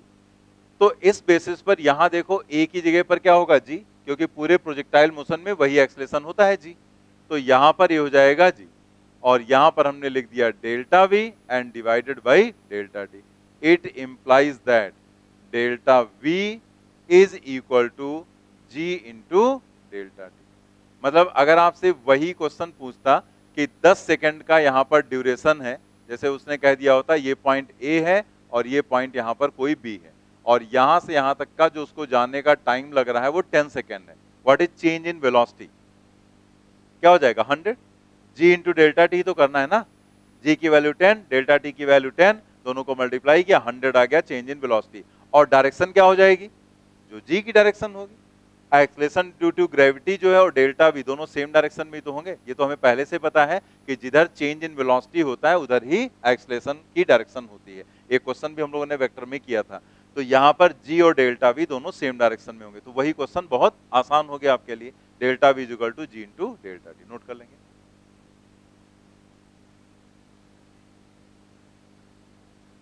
Note कर लिया। चलिए नेक्स्ट हम लोग यहां पर देखते हैं एंगुलर मोमेंटम। तो ये जो एंगुलर मोमेंटम का कॉन्सेप्ट है पहले उसको समझ लो फिर देख लेंगे, क्योंकि इसका डेरिवेशन आपको हम नहीं करा रहे हैं, डेरिवेशन काफी बड़ा होता है तो करा भी देंगे, उसके बाद भी आपको फार्मूला याद ही रखना पड़ेगा। तो थोड़ा सा हम ऐसे आपको रफली समझा दे रहे हैं कि जैसे अगर आपको एंगुलर मोमेंटम निकालना है तो पार्टिकल को हमने यहाँ पर u स्पीड से प्रोजेक्ट किया एट एन एंगल थीटा, इस तरीके से ये जाएगा आगे पैराबोलिक पाथ पर। अब आपको निकालना है एंगुलर मोमेंटम, हमें पता है एंगुलर मोमेंटम क्या होता है, L इज इक्वल टू क्या होता है वेक्टर फॉर्म में, वेक्टर फॉर्म में R क्रॉस P, ठीक है। वेक्टर फॉर्म में क्या होता है, R क्रॉस F होता है टाउ और L होता है R क्रॉस P। तो ये R क्रॉस P लिखो, या फिर मोमेंटम होता है P is equal to M into V, तो हम लोग यहाँ पर ये भी लिख सकते हैं M R क्रॉस V, ये आपको बताया गया था डेफिनेशन में, ठीक है। फिर इसी को हम लोगों ने MVR परपेंडिकुलर निकाल लिया था, लेकिन अगर आपको कहीं जनरल फॉर्म में निकालना है तो आपको इस फॉर्मूले से निकालना पड़ेगा L की वैल्यू। तो आप यहाँ पर कैसे निकालेंगे L, R निकालना है और V निकालना है। तो R का मतलब जैसे मान लिया पार्टिकल इस लोकेशन पर है, तो यहाँ पर इसकी कुछ वेलोसिटी हो गई V, इसका पोजीशन वेक्टर यहाँ से आप निकालेंगे कि ये जो पार्टिकल है इसका पोजीशन वेक्टर यहाँ पर इस तरीके से आप निकालेंगे R, ठीक है। ये पोजीशन वेक्टर हो गया और वहां पर वेलोसिटी हो गई V के बराबर। तो पहले तो हम R की वैल्यू निकालेंगे, तो ये मान लिया Y है और ये X है, तो बताओ R बराबर क्या लिखेंगे, X I cap and plus Y J cap. Motion in plane में बताया था कि नहीं, तो मोशन प्लेन में R इक्वल टू यही, वहां पर R की बजाय S लिख दिया था हमने, सिंबल बदल दिया था XI प्लस YJ, ये हो गया। अब इसके बाद यहां पर आपको वेलोसिटी लिखना है इन वेक्टर फॉर्म, तो आप ये वेलोसिटी जब लिखेंगे तो वेलोसिटी को कैसे लिखना है, V is equal to VXI cap and plus VYJ cap, क्योंकि इस वेलोसिटी के भी आप दो कंपोनेंट्स कर सकते हैं, एक हॉरिजॉन्टल कंपोनेंट VX और वर्टिकल कंपोनेंट VY, तो इसको भी लिखेंगे VXI cap and plus VYJ cap. अब आपको क्या करना है, R क्रॉस V, यानी कि इसका क्रॉस प्रोडक्ट निकालना है। तो क्रॉस प्रोडक्ट आप निकालेंगे कैसे, मॉड बनाकर, ठीक है, जैसे बताया गया था I J और K करके। तो उसके बाद जब क्रॉस प्रोडक्ट आएगा यहाँ पर इसका R क्रॉस V का, तो आपको उसमें क्या मिलेगा, X Y और VX और VY। ये जब सारी चीजें आप रखेंगे तब आपको फॉर्मूला मिलेगा, और ये कहां से रखेंगे, आपको ये रखना होगा उसी पहली वाली टेबल से। X की वैल्यू, Y की वैल्यू, सब कुछ उसमें बताया गया था ना, X equal to U cos theta into T, Y equal to U sin theta T minus half GT square, और फिर VX की वैल्यू U cos थीटा और VY U sin theta minus GT। सारी वैल्यूज रखने के बाद जब आप सॉल्व करेंगे पूरा, तब आपको यहाँ पर ये फार्मूला मिलेगा MUGT square cos theta upon 2 minus K cap. तो इतना बड़ा कैलकुलेशन ये हो जाएगा यहाँ पर जब आप करेंगे, उसके बाद आप इस फॉर्मूले को डिराइव कर पाएंगे। तो अगर एग्जाम में पूछा जाता है तो हमें ये डायरेक्ट याद रहना चाहिए, ठीक है फॉर्मूला। और ये एट इट इज फार्मूला पूछा गया था, AIEEE में भी ये पूछा जा चुका है, एट इट इज पूछा गया था, कोई चेंज नहीं था। और कई बुक्स में ये क्वेश्चन आपको यहाँ पर मिलेगा, तो ये AIEEE में दिया गया था, हालांकि काफी पहले दिया गया था 2010, लेकिन पहले वाले जो क्वेश्चंस हैं पूछे जा सकते हैं, क्योंकि ये एक पर्टिकुलर कॉन्सेप्ट है एंगुलर मोमेंटम का, इसलिए आपसे पूछा सकता है। तो अगर उसने आपसे एट इट इज फार्मूला पूछ दिया तो जस्ट आप इससे तुरंत वहां पर बता सकते हैं। अगर डायरेक्शन भी जानना है तो डायरेक्शन आप रट नहीं सकते, जैसे यहाँ पर माइनस के कैप है तो ये नहीं कि एग्जाम में आ गया तो हमने माइनस के कैप लिख दिया। चेक करने के बाद, अगर उसने डायग्राम दे रखा है तो चेक करने के बाद आप डायरेक्शन दिखाएंगे वहां पर क्या होगी। ये जो मैग्नीट्यूड है ये यही रहेगा, magnitude L equal to MUGT square cos theta upon 2 magnitude रहेगा, लेकिन डायरेक्शन आपको चेक करनी पड़ेगी। तो डायरेक्शन कैसे चेक करेंगे, अभी आपको क्या बताया गया था, R क्रॉस, यहां पर देखो R क्रॉस P या R क्रॉस V। तो अब अगर आप यहां पर R देख रहे हैं वेक्टर, तो ये R वेक्टर ऐसे जाएगा ना, इस तरीके से ऐसे, ये R हो जाएगा, और ये V इस साइड में है ऐसे, तो ये R की लाइन हो गई, ये V की। तो आपको यहां पर लगाना है राइट हैंड थंब रूल। चलो लगाओ, R पर फिंगर रखना है आपको, R पर फिंगर रखना है, ये है Y और ये है X। तो R पर फिंगर रखना है, लेकिन इस तरह से कि जो पाम है वो V की तरफ होना चाहिए। तो जैसे आपने अगर यहां पर ऐसे रख दिया तो पाम ऊपर की तरफ हो रही, ऐसे रख दिया पाम अंदर, पाम इधर रखना है V की तरफ, तो आपको ऐसे रखना पड़ेगा, ठीक है, कॉपी पर ऐसे हाथ रखना है आपको। तो R पर फिंगर रखकर V की तरफ टर्न करेंगे, तो थंब कैसे जा रहा है, इनवर्ड जा रहा है। तो इसका मतलब ये अगर X है, ये Y है, तो बाहर की तरफ क्या होगा Z, और अंदर की तरफ माइनस Z, और इसीलिए यहां पर जो डायरेक्शन लिखी गई है वो क्या लिखी गई, माइनस के कैप। ठीक है, समझ गए ना। तो इसका मतलब अगर हम यहां पर कोई भी चीज चेंज करेंगे तो उसके हिसाब से आपको डायरेक्शन देखनी। जैसे मान लेते हैं यहां पर उसने डायरेक्शन कुछ अलग कर दी, सपोज कर लिया ये ऐसे बना दिया गया एक्स एक्सिस, और ये एक्स नहीं है, इसको हमने कह दिया वाई, और ये यहां पर है जेड। ठीक है, मतलब ये जो बाहर की तरफ ये एक्सिस है ये एक्स एक्सिस है। तो अब अगर आप करेंगे तो क्या आएगा, माइनस आई कैप, क्योंकि अब आप आर पर फिंगर रखोगे, टर्न करोगे इधर, तो डाउन इनवर्ड फिर जाएगा, और इनवर्ड जो डायरेक्शन है वो अब ये एक्स बाहर है तो अंदर की तरफ माइनस एक्स, यानी कि आंसर आएगा माइनस आई कैप। समझ गए ना। तो इसीलिए मैंने कहा कि ये आप डायरेक्शन रटने की जरूरत नहीं, डायरेक्शन तो आपको निकालना आना चाहिए, जो सिचुएशन है उसके हिसाब से आप डायरेक्शन निकालेंगे, लेकिन मैग्नीट्यूड पर कोई फर्क नहीं पड़ेगा, चाहे जिसको आप x मानो, y मानो, z मानो, उससे मैग्नीट्यूड वही रहेगा, MUGT square cos theta divided by 2। तो इस फार्मूले का बेनिफिट क्या है वो समझो। जैसे आपको ये जनरल फॉर्मूला अगर पता है तो आपको जैसे AIEEE में डायरेक्ट यही पूछा गया, तो ये अगर डायरेक्ट पूछा गया तो आपको कुछ करने की जरूरत नहीं, सीधे उठाकर आप समझ जाएंगे ये आंसर है, उसको टिक कर देंगे आप। लेकिन अगर आपसे ये ना पूछकर उसने कह दिया कि जब पार्टिकल हाईएस्ट पॉइंट पर होगा या वो इस बी पॉइंट पर होगा, तब ओरिजिन के अबाउट आपको उसका एंगुलर मोमेंटम बताना है क्या होगा। तो अगर आपको फार्मूला नहीं पता है तो भी आप क्वेश्चन तो सॉल्व कर सकते हैं। कैसे, MVR परपेंडिकुलर से निकाल लेंगे। यहां पर अगर ये पार्टिकल ऐसे जा रहा है तो अगर हम इस लाइन को ऐसे पीछे बढ़ाएंगे तो यहां पर मास पता है, वेलोसिटी भी हमें पता है क्या होती है, u cos थीटा, और इस लाइन ऑफ एक्शन की परपेंडिकुलर डिस्टेंस यही तो हो जाएगी ना, यही r परपेंडिकुलर होगा, जो कि एक्चुअल में किसके बराबर होगा, h के बराबर। ये h है, ये भी h हो जाएगा। तो हम लोग क्या करेंगे, MVR परपेंडिकुलर, अगर उसने कहा हाईएस्ट पॉइंट पर पार्टिकल है और ओरिजिन के अबाउट आपको उसका एंगुलर मोमेंटम बताना है। एंगुलर मोमेंटम हिंदी में इसको बोलते हैं कोणीय संवेग। तो एंगुलर मोमेंटम आपको बताना है तो आप क्या करेंगे, MVR परपेंडिकुलर, मास और वेलोसिटी हाईएस्ट पॉइंट पर क्या है, u cos थीटा, और ये लाइन ऑफ एक्शन हो गया। ये सब कुछ आपको पढ़ाया जा चुका है, ठीक है, वेक्टर में। तो लाइन ऑफ एक्शन और लाइन ऑफ एक्शन की यहां से परपेंडिकुलर डिस्टेंस जो कि h के बराबर होगी, तीनों को मल्टीप्लाई कर दो, आपका आंसर आ जाएगा। लेकिन ये कॉन्सेप्ट तभी आप अप्लाई कर पाएंगे जब वो यहां होगा। अगर वो बीच में कहीं होगा तो ये MVR परपेंडिकुलर से आएगा नहीं आंसर, कर ही नहीं पाएंगे, सॉल्व ही नहीं कर पाएंगे। तो इसलिए ये फॉर्मूला याद रखना जरूरी है। अब ये फॉर्मूला याद है तो आपके लिए सारी चीजें आसान इसलिए हो जाएंगी कि जैसे उसने कहा हाईएस्ट पॉइंट, तो आपको सिर्फ t की वैल्यू तो रखनी। नीचे से हाईएस्ट पॉइंट तक जाने में टाइम कितना लगता है, क्या लगता है टाइम, u sin थीटा अपान g। तो बस t की जगह रखो u sin थीटा अपान g और सॉल्व कर लो, एंगुलर मोमेंटम आ जाएगा। चाहे आप MVR परपेंडिकुलर से निकाल कर देख लो, चाहे यहां पर t की जगह पर u sin थीटा अपान g रख दो। ऐसे ही अगर यहां पर उसने पूछा बी पॉइंट पर उसका एंगुलर मोमेंटम क्या है, तो बी पॉइंट तक पहुंचने का time 2u sin theta upon G, तो जहां t है वहां पर 2u sin थीटा अपान जी रख दो, सॉल्व कर लो, आंसर आपका आ जाएगा।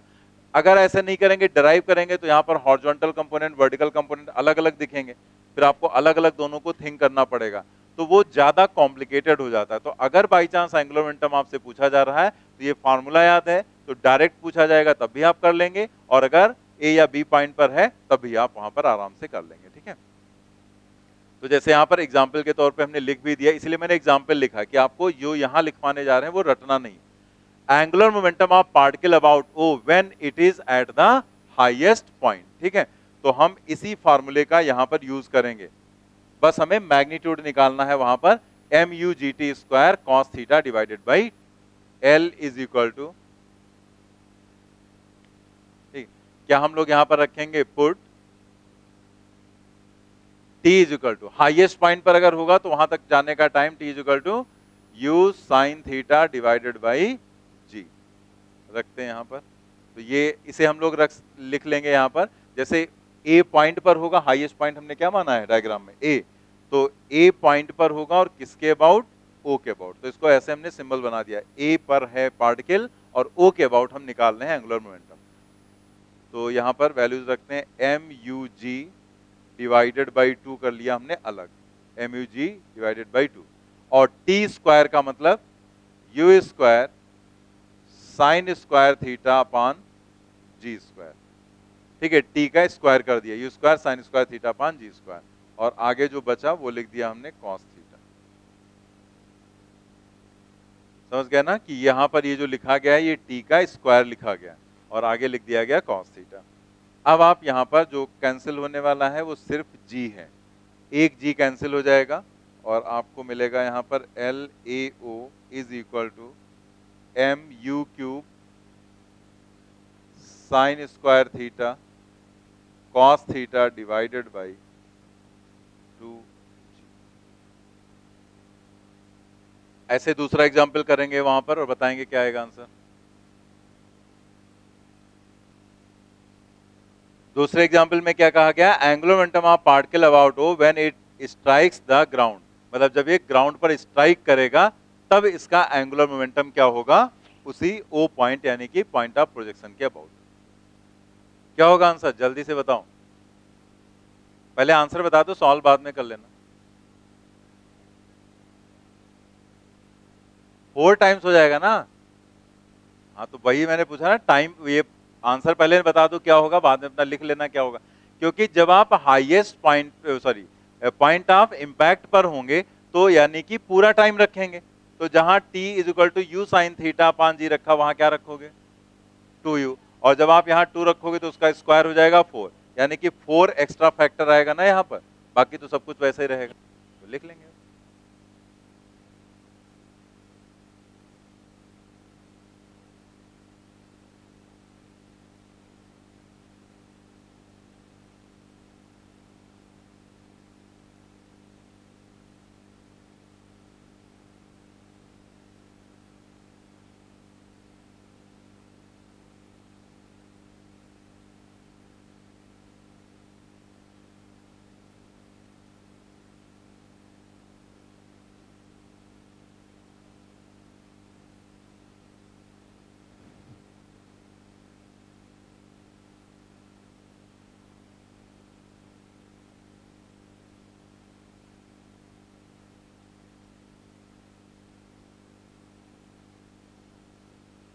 जितना ये पूरा फैक्टर आया है इसी का 4 टाइम्स यहाँ पर आ जाएगा, तो यहाँ पर आ जाएगा 4, इसको हम लोग यहाँ पर थोड़ा सा इसमें भी सिंबल बना लेते हैं, एक रेशियो एक्चुअल में बताना है इसलिए ये कर रहे हैं। यहाँ पर हम लोग लिख लेंगे एल बी ओ, मतलब बी पर है पार्टिकल और ओ के अबाउट हम निकाल रहे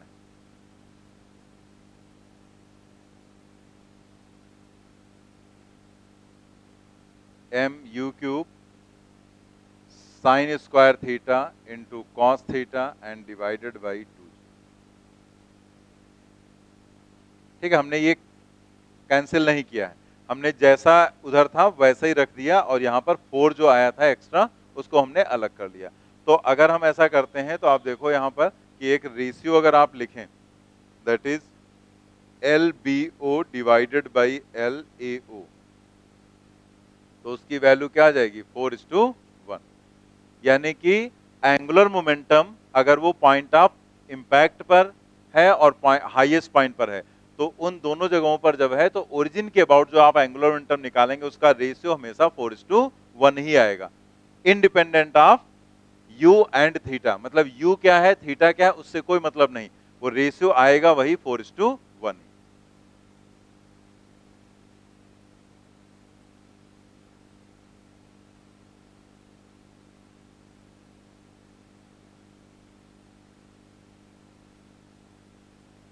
independent of u and theta.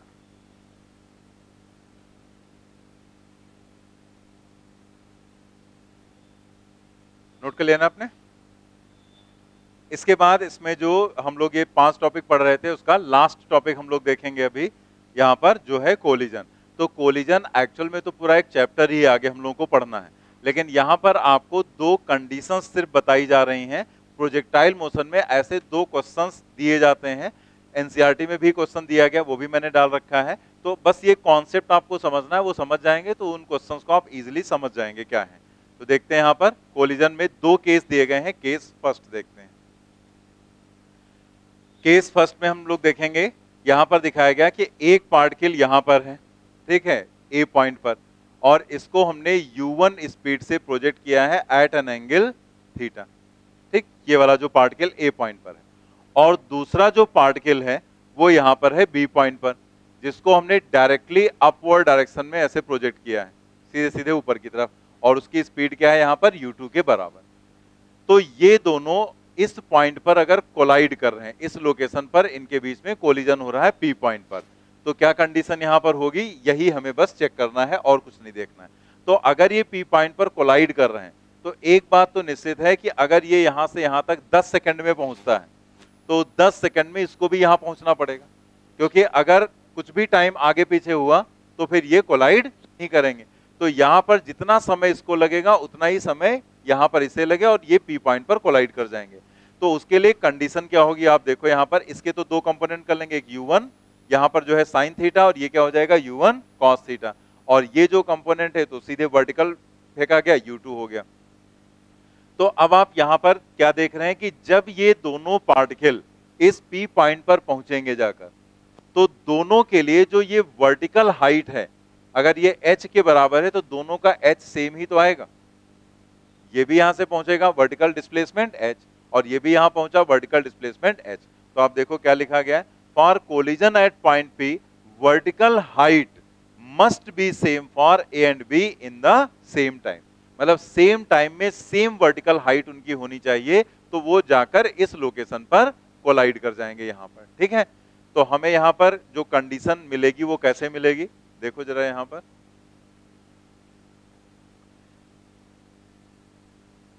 हम यहां पर क्या लिखेंगे, YA या H लिख दिया तो H लिख देंगे, वही वर्टिकल कंपोनेंट आपको बराबर करना है, ठीक है। HA इज इक्वल टू क्या करना है, HB के बराबर, ठीक है। और HA का मतलब जो वर्टिकल हाइट A के लिए, तो फॉर्मूला तो वही रहेगा ना u साइन थीटा, तो u की जगह u1 लिखेंगे हम लोग, तो ये हो जाएगा u1 sine theta into t,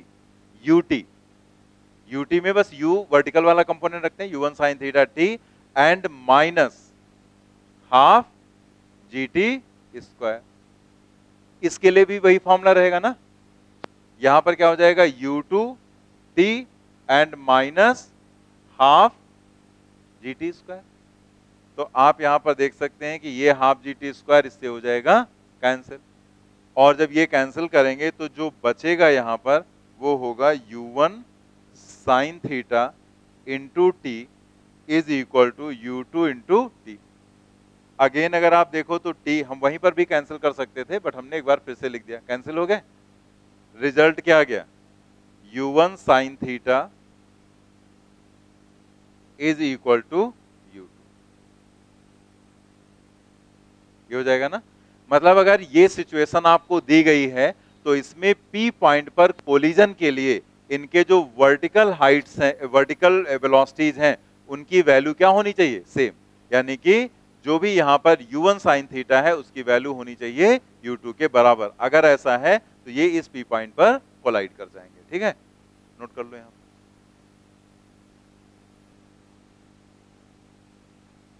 ठीक है, नेक्स्ट हम लोग देखते हैं यहाँ पर दूसरा जो इसका केस है, जैसे इसमें यहां से हमने इसे प्रोजेक्ट किया, ये तो वही रहेगा सेम। ठीक है, इसमें तो कोई चेंज करना नहीं, तो पैराबोलिक पाथ बनाते हुए जाएगा अपना प्रोजेक्टाइल मोशन। ये यहां पर फेंका गया। ऐसे एक और कंडीशन आती है कि अगर आप यहां से प्रोजेक्ट करें इसे, ठीक है, जैसे यहां पर है, तो अगर ये तो वही कंडीशन हो गई ना, सेम कंडीशन ये वाली हो गई कि एक पार्टिकल को ए पॉइंट से u1 स्पीड से प्रोजेक्ट किया गया एट एन एंगल थीटा। इसके दो कंपोनेंट u1 cos थीटा और u1 sin थीटा। तो ये वैसे जा रहा था, लेकिन यहां पर आपने यहां से एक पार्टिकल को प्रोजेक्ट किया जो ये B पॉइंट है। तो यहां से अगर हम एक हॉरिजॉन्टल वेलोसिटी दें इसे और इसे हमने प्रोजेक्ट कर दिया, तो ये जो मोशन होगा ये हॉरिजॉन्टल प्रोजेक्टाइल मोशन होगा, जो हमारा नेक्स्ट टॉपिक रहेगा। तो ये इस तरह से पैराबोलिक पाथ बनाते हुए यहां पर जाएगा और ये दोनों यहां पर कोलाइड कर गए। अगर ये यहां पर कोलाइड कर रहे हैं तो उसके लिए कंडीशन क्या होगी, जितने समय में ये यहां से यहां पहुंचा उतने समय में इसको भी यहां पर पहुंचना पड़ेगा। मतलब दोनों के टाइम क्या रहेंगे, सेम टाइम यहां पर रहेंगे। तो जितने समय में ये आया उतने समय में ये भी यहां पर पहुंच गया, तो ये दोनों कर गए कोलाइड। अब इसके लिए क्या हमें दिख रहा है, हमें यहां पर दिख रहा है कि जब ये यहां से यहां आया तो इसका जो हॉरिजॉन्टल डिस्प्लेसमेंट है वो कितना हुआ, x से, मतलब यहां से लेकर यहां तक का। तो जरा इसके लिए देखो, इसके लिए अगर यहां से यहां तक का डिस्प्लेसमेंट है तो वो x भी दिखाया गया है, लेकिन क्या ये दोनों अलग अलग होंगे, सेम ही तो रहेंगे।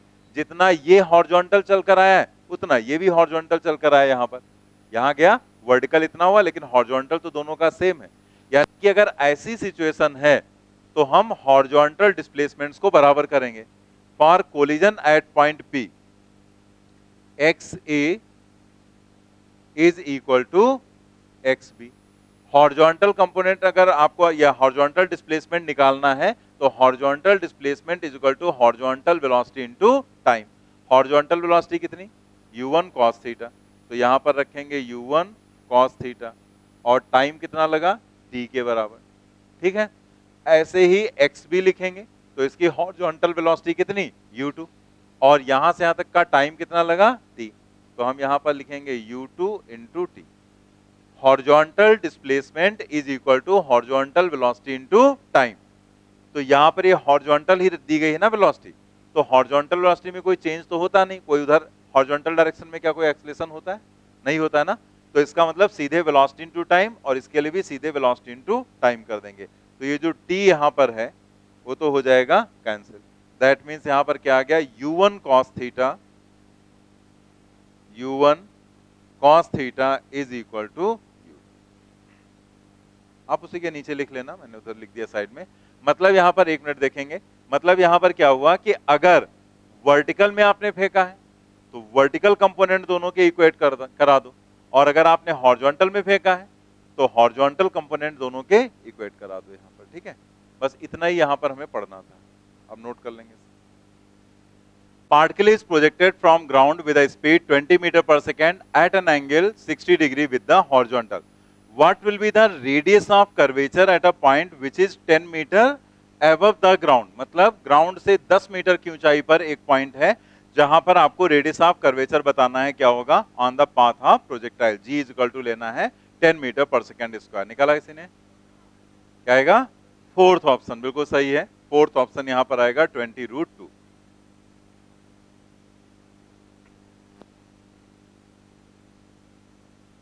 सभी का आ गया, फार्मूला वही लगेगा, v³ upon UG cos theta.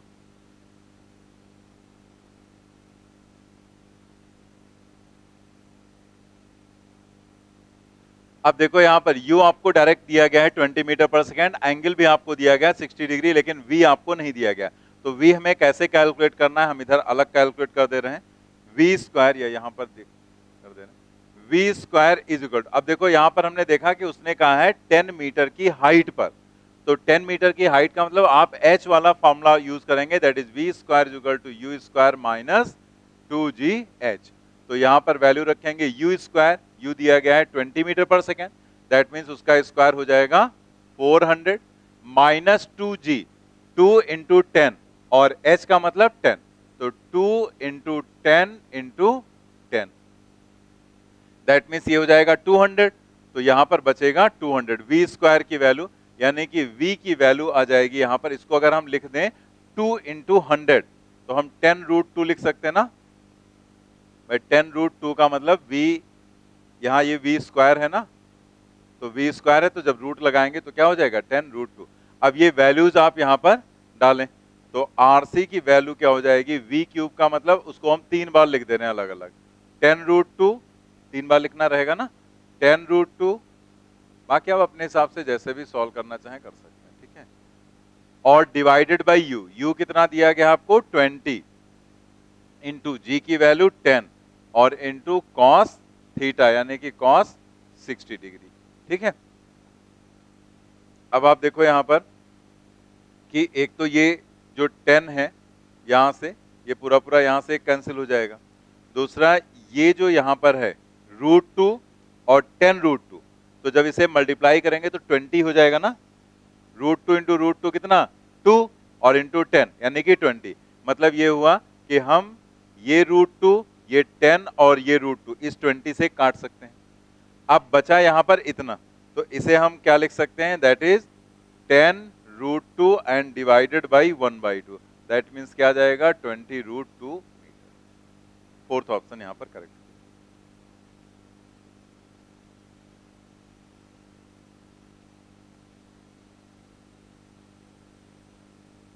Note कर लिया ना आपने।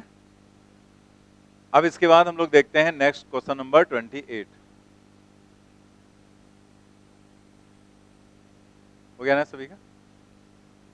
Two projectiles of same mass have their maximum kinetic energies in the ratio 4:1, मतलब k max का जो रेशियो है 4:1 and ratio of there maximum Heights is also 4:1, h max जो है उसका भी रेशियो यहाँ पर क्या है 4:1, then what is the ratio of their ranges, range का रेशियो उसने पूछा। अब अगर आपको रेंज का रेशियो देखना है तो रेंज के लिए आपके पास पहले फॉर्मूला सोचो क्या है, U square sine 2 theta upon G, तो U square sine 2 theta upon G में आपको u जो है वहां पर मतलब u1 अपान u2 उसकी वैल्यू पता होनी चाहिए और साथ में थीटा का भी रिलेशन आपको पता होना चाहिए क्या है, तभी तो आप रेशियो निकाल पाएंगे। जब आप r1 अपान r2 करोगे तो u1 अपान u2 आ जाएगा उसमें स्क्वायर के फॉर्म में एंड थीटा 1 थीटा 2 आएगा, तो हमें u और थीटा दोनों के बारे में देखना होगा उनका रेशियो क्या है। तो हमने यहां पर देखा कि उसने कहा है काइनेटिक एनर्जी जो है मैक्सिमम काइनेटिक एनर्जी, तो एक तरह से जो मैक्सिमम काइनेटिक एनर्जी होती है वो क्या होती है हाफ mu स्क्वायर, इनिशियल जो होती है एनर्जी वही मैक्सिमम होती है पॉइंट ऑफ प्रोजेक्शन पर, तो आप यहां पर लिख सकते हैं k1 divided by k2 is equal to half m u1 square, mass तो वही रहेगा सेम, ठीक है, half m u1 square and divided by half m u2 square, क्योंकि उसने कह दिया है ना सेम मास, ये हो गया। और ये वैल्यू आपको कितनी दी गई है k1 अपान k2 की 4:1, तो एक तरह से ये 4:1 हो गया और यहां से आप ये कैंसिल कर देंगे, तो इस बेसिस पर अगर आप देखें तो ये जब लिखेंगे आप 4:1, यहीं पर डायरेक्ट लिख देते हैं, क्या नीचे लिखना है यहीं पर लिख देते हैं ना, it implies that u1 square divided by u2 square is equal to k1 upon k2 and that is equal to 4/1, ठीक है, समझ गए ना। क्वेश्चन में दिया गया ना काइनेटिक एनर्जी का रेशियो 4:1 है तो 4:1 रख दिया हमने, यानी कि हमें u1 और u2 के स्क्वायर का जो रेशियो है वो पता चल गया, और हमें याद है कि r में u स्क्वायर ही होता है, तो u1 square upon u2 square आएगा, तो वहां पर हम यही रख देंगे 4 और 1, 4:1। अब रेशियो ऑफ मैक्सिमम हाइट, अब आगे हमें थीटा का रिलेशन चाहिए, तो अब हमारे पास आगे और क्या दिया है मैक्सिमम हाइट का रेशियो, तो मैक्सिमम हाइट का जो रेशियो है इसका मतलब आपको दिया गया है h1 अपान h2, तो h1 अपान h2 अगर आप देखें तो आप लिखेंगे u1 square sine square theta 1 divided by 2g and divided by u2 square sine square theta 2 and divided by 2g, यही लिखेंगे ना आप।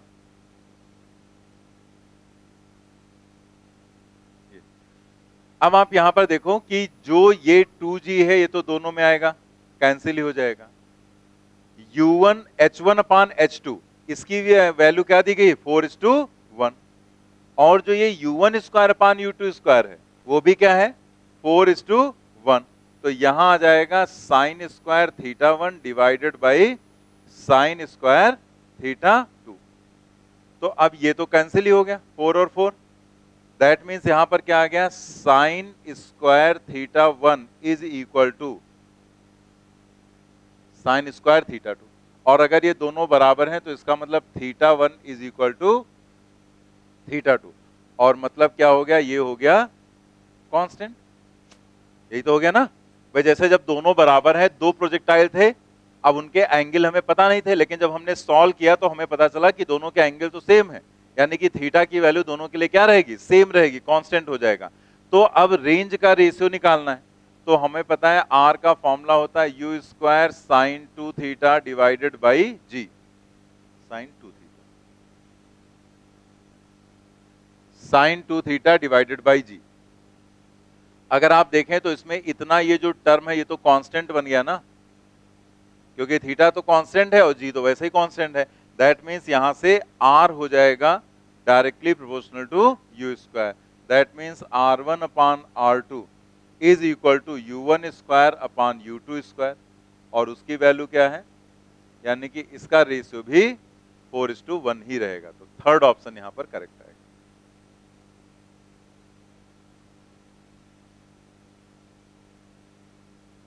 नहीं थर्ड नहीं, sorry second, first second third.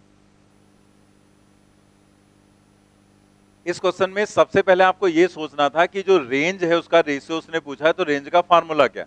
अब रेंज के फॉर्मूले में हमें पता चला दो चीजें हैं अलग अलग, यू और थीटा, यानी कि U1 अपान U2 और थीटा 1 अपान थीटा 2, यानी कि इनके रिलेशंस हमें पता होने चाहिए थे। तो हमने यहां पर सोचा पहले चलो U1 देख लेते हैं, काइनेटिक एनर्जी दिया गया था तो वहां से U1 U2 आ गया, और उसके बाद आपने मैक्सिमम हाइट से थीटा 1 थीटा 2 को रिलेट कर लिया, देन आपका आंसर आ गया। वहां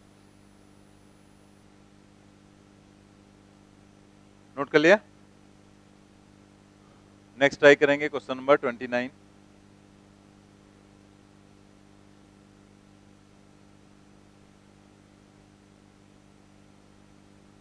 हो गया ना सभी का।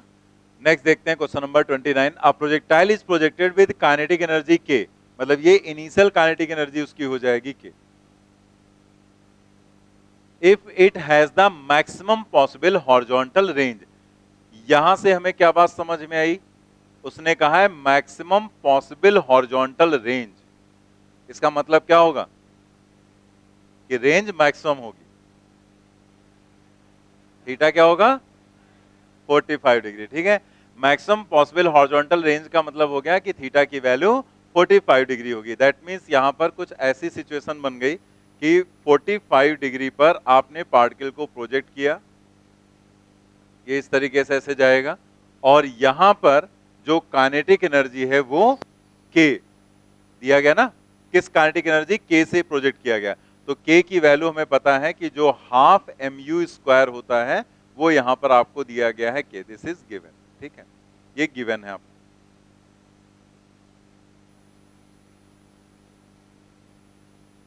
ठीक, हाफ mu स्क्वायर की वैल्यू यहां पर हो गई के बराबर। अब उसने आपसे पूछा है then the kinetic energy at the highest point will be, highest point पर काइनेटिक एनर्जी क्या होगी, तो एट हाईएस्ट पॉइंट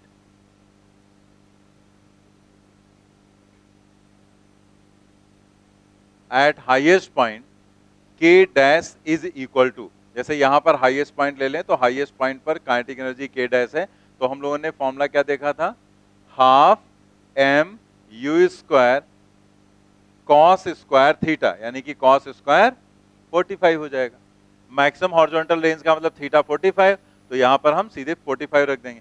अब ये जो हाफ एम यू स्क्वायर दिया गया ये क्या है के, और cos 45 होता है 1/√2, तो स्क्वायर करेंगे 1/2 हो जाएगा, दैट मींस 0.5 टाइम्स के। सेकेंड ऑप्शन यहां पर करेक्ट होगा।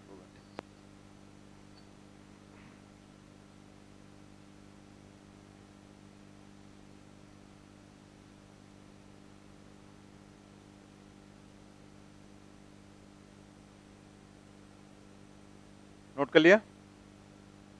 आगे बढ़ते हैं नेक्स्ट क्वेश्चन पर। A body of mass 2 kg is projected from the ground with a velocity of 20 meter per second at an angle of 30 degree with the vertical. If t1 is the time in second at which the body is projected and t2 is the time in second at which it reaches the ground. मतलब t1 पर project किया गया और t2 पर वो ground पर पहुंच गई, यानी कि कुछ ऐसी सिचुएशन होगी यहाँ पर इस तरीके से, यहाँ पर प्रोजेक्ट किया एट टाइम t1 और यहाँ पर पहुंच गई at time t2. At which it reaches the ground. The change in momentum in kilogram meter per second, तो वो तो उसकी यूनिट होती है मोमेंटम की, during the time t2 minus t1. t2 minus t1 का मतलब ये पूरा टाइम ही तो हो जाएगा, ये t2 है t1 है, जैसे कह दिया गया 10 सेकंड है 2 सेकंड है, तो 10 माइनस 2 मतलब बीच का टाइम क्या होगा 8 सेकंड. तो t2 माइनस t1 का मतलब ये पूरा टाइम, यानी कि टोटल टाइम ऑफ फ्लाइट जो है उतने समय में आपको बताना है यहाँ पर टोटल चेंज इन मोमेंटम क्या हो जाएगा. तो चेंज इन मोमेंटम का फॉर्मूला तो पता ही हमें क्या होता है, mg डेल्टा t. उसके बेसिस पर आपको निकालना है और डेल्टा t टाइम ड्यूरेशन क्या हो जाएगा कैपिटल T. रखकर सॉल्व करके बताएं जल्दी से.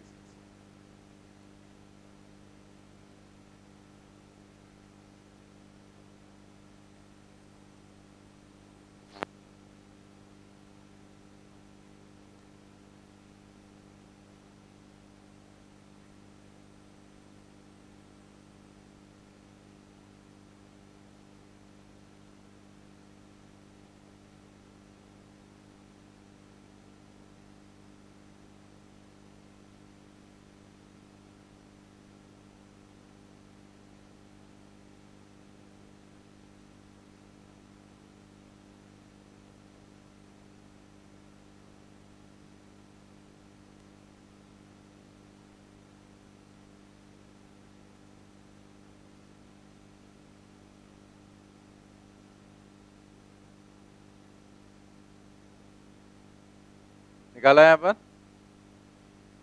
क्या आएगा सेकंड, सेकंड ऑप्शन. और किसी का कुछ है फर्स्ट, फर्स्ट सेकंड और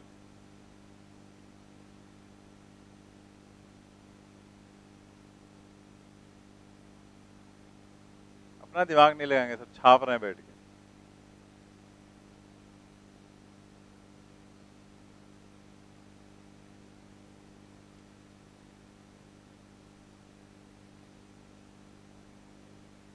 चेंज इन मोमेंटम आ जाएगा टोटल 2 mu sin थीटा. तो यहां पर जैसे इसमें मैं इसीलिए रुक गया था, फर्स्ट या सेकंड यही दोनों में से एक आंसर आता है.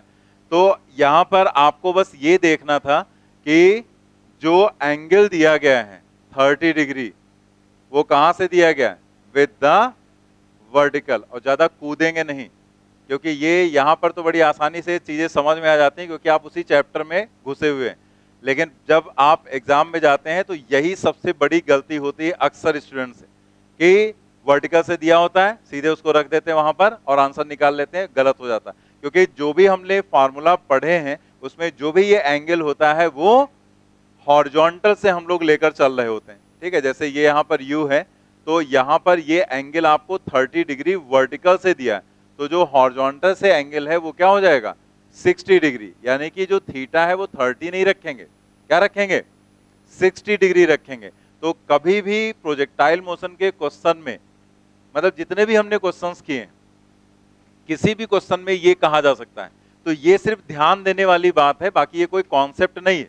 ये तो ध्यान देने वाली बात है कि हमने जो भी एंगल लिए वो कहां से लिए हॉरिजॉन्टल से, और उसने कहां से दे दिया वर्टिकल से. तो वर्टिकल से 30 तो हॉरिजॉन्टल से क्या होगा 60. तो जब आपने फार्मूले में ये रखा है थीटा तो आप यही एंगल रखोगे ना, 30 रख दोगे तो गलत हो जाएगा. तो यहां पर हम लोग वैल्यू रख देंगे. तो 2 मास की वैल्यू है 2 और वेलोसिटी है यहाँ पर 20 और एंगल रखेंगे यहाँ पर 60 degree. 80 into root 3 divided by 2 that means आ जाएगा 40 रूट 3. तो सेकंड ऑप्शन यहाँ पर करेक्ट होगा. और अगर आपने 30 रख दिया तो आपका पहला ऑप्शन सही हो जाएगा. तो पहला है एक्चुअल में गलत, सेकंड वाला आंसर सही है.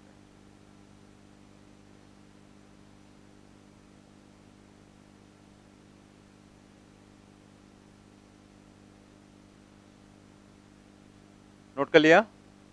चलिए नेक्स्ट क्वेश्चन ट्राई करते हैं, question number 31। A ball is throne from a point with a speed v naught at an angle of projection theta from the same point and at the same instant a person starts running with a constant speed v naught by 2 to catch the ball। मतलब कुछ question इस तरीके से यहाँ पर है, condition जो है कि यहाँ से एक बॉल को प्रोजेक्ट किया गया, कितनी स्पीड से? v नॉट स्पीड से, और एक पर्टिकुलर एंगल ले लेते हैं थीटा यहाँ पर, ठीक है। तो ये इस तरीके से बॉल जाएगी और यहाँ पर उसे गिरना रहेगा, ठीक है। लेकिन उसने कहा कि उसी इंस्टेंट पर यहाँ से, इसी लोकेशन से एक पर्सन ने इधर की तरफ दौड़ना स्टार्ट किया एक कांस्टेंट स्पीड से, और उसकी स्पीड क्या है? v not divided by 2। A person starts running with a constant speed v not by 2 to catch the ball. Will the person be able to catch the ball? पहले तो ये आपको बताना है, क्या वो बॉल कैच कर सकता है? If yes, what should be the angle of projection? तो एंगल ऑफ प्रोजेक्शन क्या होना चाहिए? तो कैच करने की बात अगर करें कि यस होगा या नो होगा, तो वो तो हमें पता है यस होगा आंसर, क्योंकि अगर यहां पर दौड़ना यहां से वो स्टार्ट करेगा और ये बॉल यहां से ऐसे जा रही, तो ये दौड़कर अगर ये सेम टाइम में, मतलब जितने समय में ये बॉल यहां पर पहुंचे उतने टाइम में ये भी यहां पर पहुंच जाए, तो क्या होगा? ये कैच कर लेगा उस बॉल को। तो इसका मतलब कैच कर सकता है, लेकिन उसके लिए इसके पास सफिशिएंट टाइम होना चाहिए। मतलब बॉल और ये पर्सन दोनों एक साथ इस लोकेशन पर पहुंचे, तो उसके लिए क्या होना चाहिए? बॉल को थोड़ा सा हाइट से अगर जाएगी बॉल तो ज्यादा समय तक रहेगी, इसको दौड़ के यहां तक पहुंचने का टाइम मिल जाएगा। तो इसका मतलब यहां पर क्या हुआ कि अगर ये देखा जाए तो इस लोकेशन पर इसने अगर बॉल को कैच किया, तो हम यही तो बोल सकते हैं कि दोनों बॉडीज कोलाइड कर गई। भाई कोलिजन में क्या होता है? एक दूसरे के टच में आ जाती है यहाँ पर, तो यहाँ पर वही कंडीशन हो जाएगी। तो अगर ये हॉरिजॉन्टल मूव कर रहा है, इसका जो हॉरिजॉन्टल कंपोनेंट होगा यहाँ पर वो हो जाएगा v नॉट कॉस थीटा। हम लोगों ने अभी जैसे कोलिजन में कंडीशन पढ़ी थी कि अगर ये पैराबोलिक पाथ पर जा रहा है और दूसरी बॉडी को हम हॉरिजॉन्टली फेंक रहे हैं, चाहे यहाँ से फेंके चाहे ऊपर से, तो अगर दोनों के हॉरिजॉन्टल कंपोनेंट सेम होंगे तो वो यहाँ पर कोलाइड कर जाएंगे। तो इसका मतलब अगर इनको हमें यहाँ पर कोलाइड करना है तो दोनों के हॉरिजॉन्टल कंपोनेंट बराबर करने पड़ेंगे। वैसे भी देखो डिस्प्लेसमेंट अगर आप बराबर करोगे, जिस समय ये यहाँ पहुंचेगा बॉल यहाँ पहुंचेगी, दोनों का हॉरिजॉन्टल डिस्प्लेसमेंट सेम होगा ना। तो अगर वो सेम है तो फिर आप यहाँ पर क्या कहेंगे कि v not by 2 into T, इसके द्वारा चली गई डिस्टेंस, और इसका हॉरिजॉन्टल क्या होगा? v not cos theta into T. तो t तो कैंसिल ही हो जाएगा, यानी कि टू कैच द बॉल हम लोग कह सकते हैं to catch the ball v naught cos theta must be equal to v naught divided by 2। दोनों के हॉरिजॉन्टल कंपोनेंट बराबर होने चाहिए। v naught और v naught आप हटा देंगे तो cos थीटा की वैल्यू क्या आ जाएगी? 1/2। दैट मीन्स थीटा की वैल्यू 60 डिग्री। मतलब अगर आप चाहते हैं इस बॉल को कैच करना तो आप कैच कर सकते हैं, लेकिन तभी कैच कर पाएंगे जब अगर इस सिचुएशन में v नॉट और v नॉट बाई 2, जबकि इसका एंगल ऑफ प्रोजेक्शन क्या हो? 60 डिग्री। तो फर्स्ट ऑप्शन यहां पर करेक्ट हो जाएगा।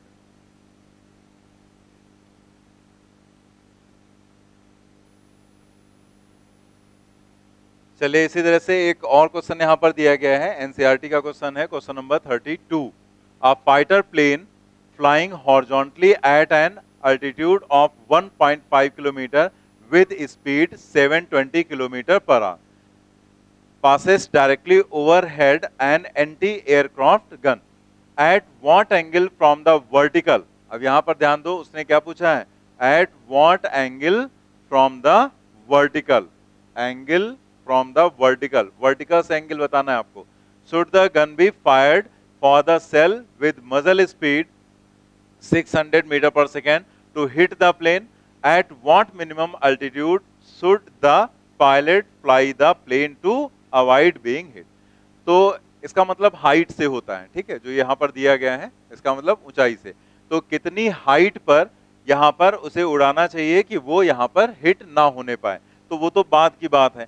पहले तो हम यहाँ पर देखें कि जो ये कंडीशन पहले दी गई है, at what angle from the vertical should the gun be fired for the shell with muzzle speed 600 meter per second to hit the plane।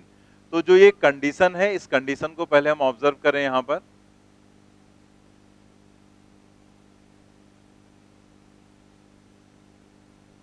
जैसे मान लेते हैं यहां पर u स्पीड से इसको प्रोजेक्ट किया गया और ये एंगल यहां पर, अब चूंकि इसमें आपसे वर्टिकल से एंगल पूछा गया है तो हम लोग यहां पर एक काम करते हैं, जो एंगल है वो वर्टिकल से ही ले लेते हैं, ठीक है, डायरेक्ट वो सॉल्व होकर आ जाएगा।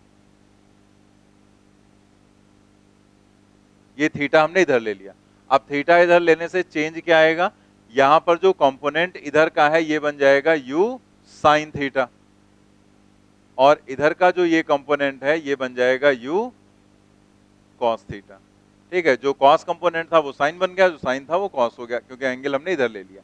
अब यहां से सेल को प्रोजेक्ट किया जाएगा और जो प्लेन है वो मान लेते हैं इस पर्टिकुलर हाइट पर यहां पर है प्लेन, ये हो गई यहां पर वेलोसिटी ऑफ प्लेन। अब ये प्लेन तो ऐसे सीधे जा रहा है 1.5 किलोमीटर की ऊंचाई पर, तो अगर हमने यहां से फायर किया तो इसे अगर इसे हिट करना है तो ये तो अपना पैराबोलिक पाथ बनाते हुए जाएगी, तो पैराबोलिक पाथ बनाते हुए जाएगी तो जितनी देर में ये यहां पर पहुंचेगा प्लेन, उतनी देर में अगर ये यहां पर बुलेट पहुंच जाए तो इस लोकेशन पर हिट कर देगी जाकर बुलेट, ठीक है, इस लोकेशन पर।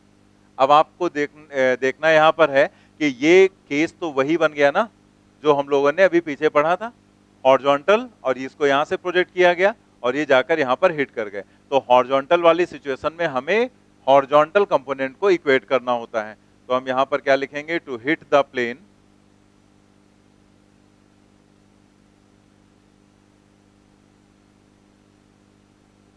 टू हिट द प्लेन क्या होना चाहिए यहां पर, जो यूपी है, जैसे हमें साइन थीटा निकालना तो इसको ऐसे लिख देते हैं, जो u साइन थीटा की वैल्यू है वो किसके बराबर होनी चाहिए, u p के बराबर, मतलब प्लेन की वेलोसिटी, इसका हॉरिजॉन्टल कंपोनेंट इसका हॉरिजॉन्टल कंपोनेंट दोनों इक्वेट कर देंगे। तो जो यहां पर बुलेट की स्पीड दी गई है वो कितनी है, 600 मीटर पर सेकेंड, तो इसे हमने रखा यहां पर 600 साइन थीटा, और जो प्लेन की स्पीड है वो आपको दी गई है 720 लेकिन किलोमीटर पर आवर में, तो हम यहां रखेंगे 720 लेकिन साथ में 5/18 से मल्टीप्लाई कर देंगे जिससे कि वो भी कन्वर्ट हो जाए मीटर पर सेकेंड में। तो ये डिवाइडेड बाई 600 दैट इज 1/3, तो ये इंप्लाई करेगा theta is equal to sine inverse 1/3। तो एंगल जो यहां पर वर्टिकल से आएगा वो कितना आ जाएगा, अब इसकी वैल्यू तो नहीं बता सकते, तो साइन इनवर्स 1/3 इसका आंसर आ जाएगा। पहले आप इतना नोट कर लो, नोट कर लिया ना इतना, तो क्लियर हो गया ना कि अगर आप चाहते हैं कि इस प्लेन को हिट कर दें यहां पर, तो दोनों के हॉरिजॉन्टल कंपोनेंट वेलोसिटी के आपको इक्वेट करने होंगे। तो और ये क्यों कर रहे हैं ये आपको पीछे हम समझा चुके, इसलिए बार बार वो पूरा डेरिवेशन आपको नहीं बताया जा रहा है। तो यहाँ पर दोनों के हॉरिजॉन्टल कंपोनेंट बराबर कर दिया और यहाँ से हमने साइन थीटा की वैल्यू निकाल ली, तो हमें पता चल गया वर्टिकल से जो एंगल होना चाहिए वो साइन इनवर्स 1/3 होना चाहिए। अब दूसरा पॉइंट यहाँ पर क्या है, उसने कहा क्या पूछा है, at what minimum altitude should the pilot fly the plane to avoid being hit, to avoid being hit. तो अगर ये चाह रहे हैं कि ये यहाँ पर हिट ना हो तो पायलट को क्या करना होगा, और ऊंचाई तक उड़ाना होगा। तो और ऊंचाई में उसके पास ऊपर है, खुला आसमान है, चाहे जितनी ऊपर लिए चला जाए, लेकिन उसने आपसे क्या पूछा है, मिनिमम, कम से कम वो कितनी ऊंचाई पर होना चाहिए।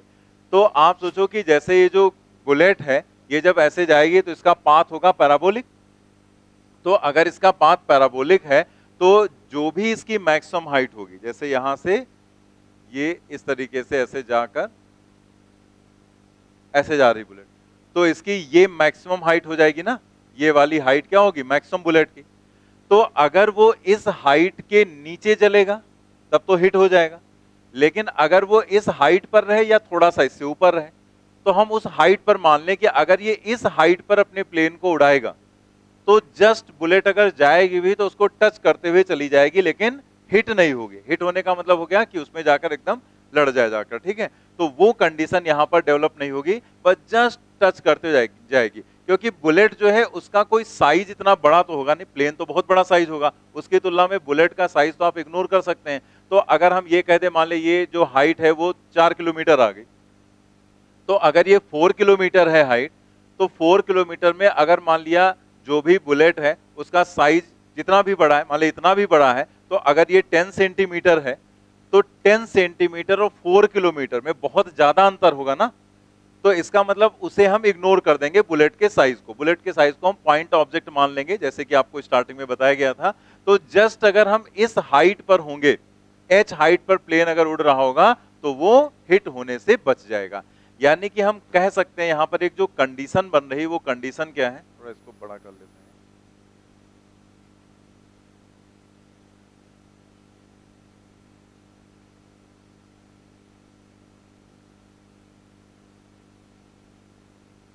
अगर हम हिट होने से बचना चाह रहे हैं तो यहां पर कंडीशन क्या होगी, कंडीशन यहां पर होगी कि जो मिनिमम अल्टीट्यूड है वो क्या होना चाहिए, that is minimum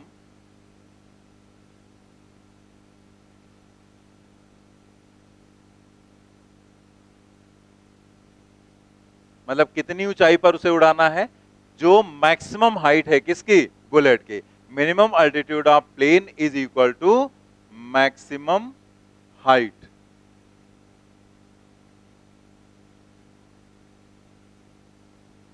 attend by bullet या सेल, जो भी लिखा हुआ, सेल लिखा हुआ था ना शायद।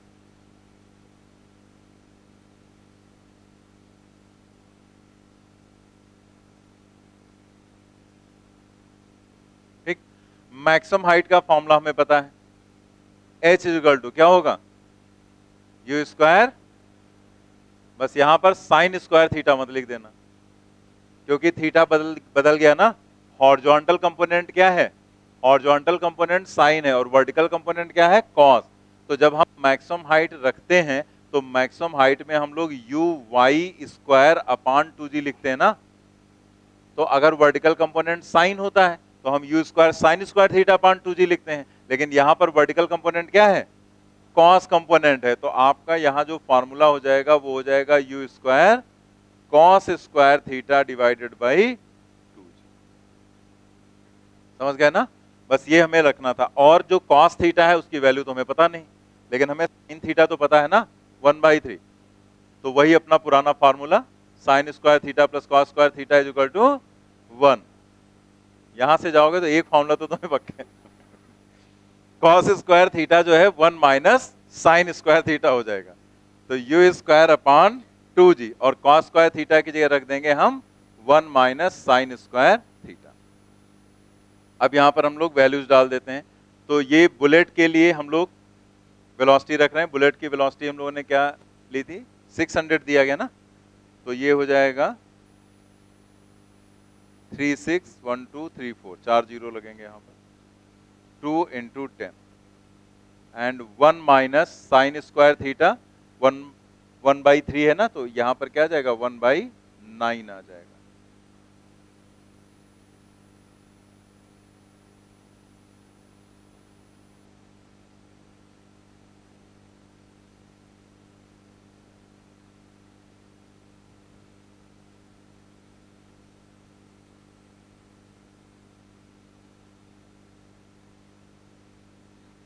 तो 16,000 मीटर आ जाएगा, ठीक है, 16,000 मीटर, या फिर आप कह सकते हैं 16 किलोमीटर।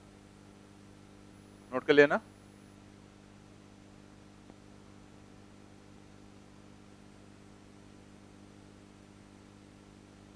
हो गया ना सभी का।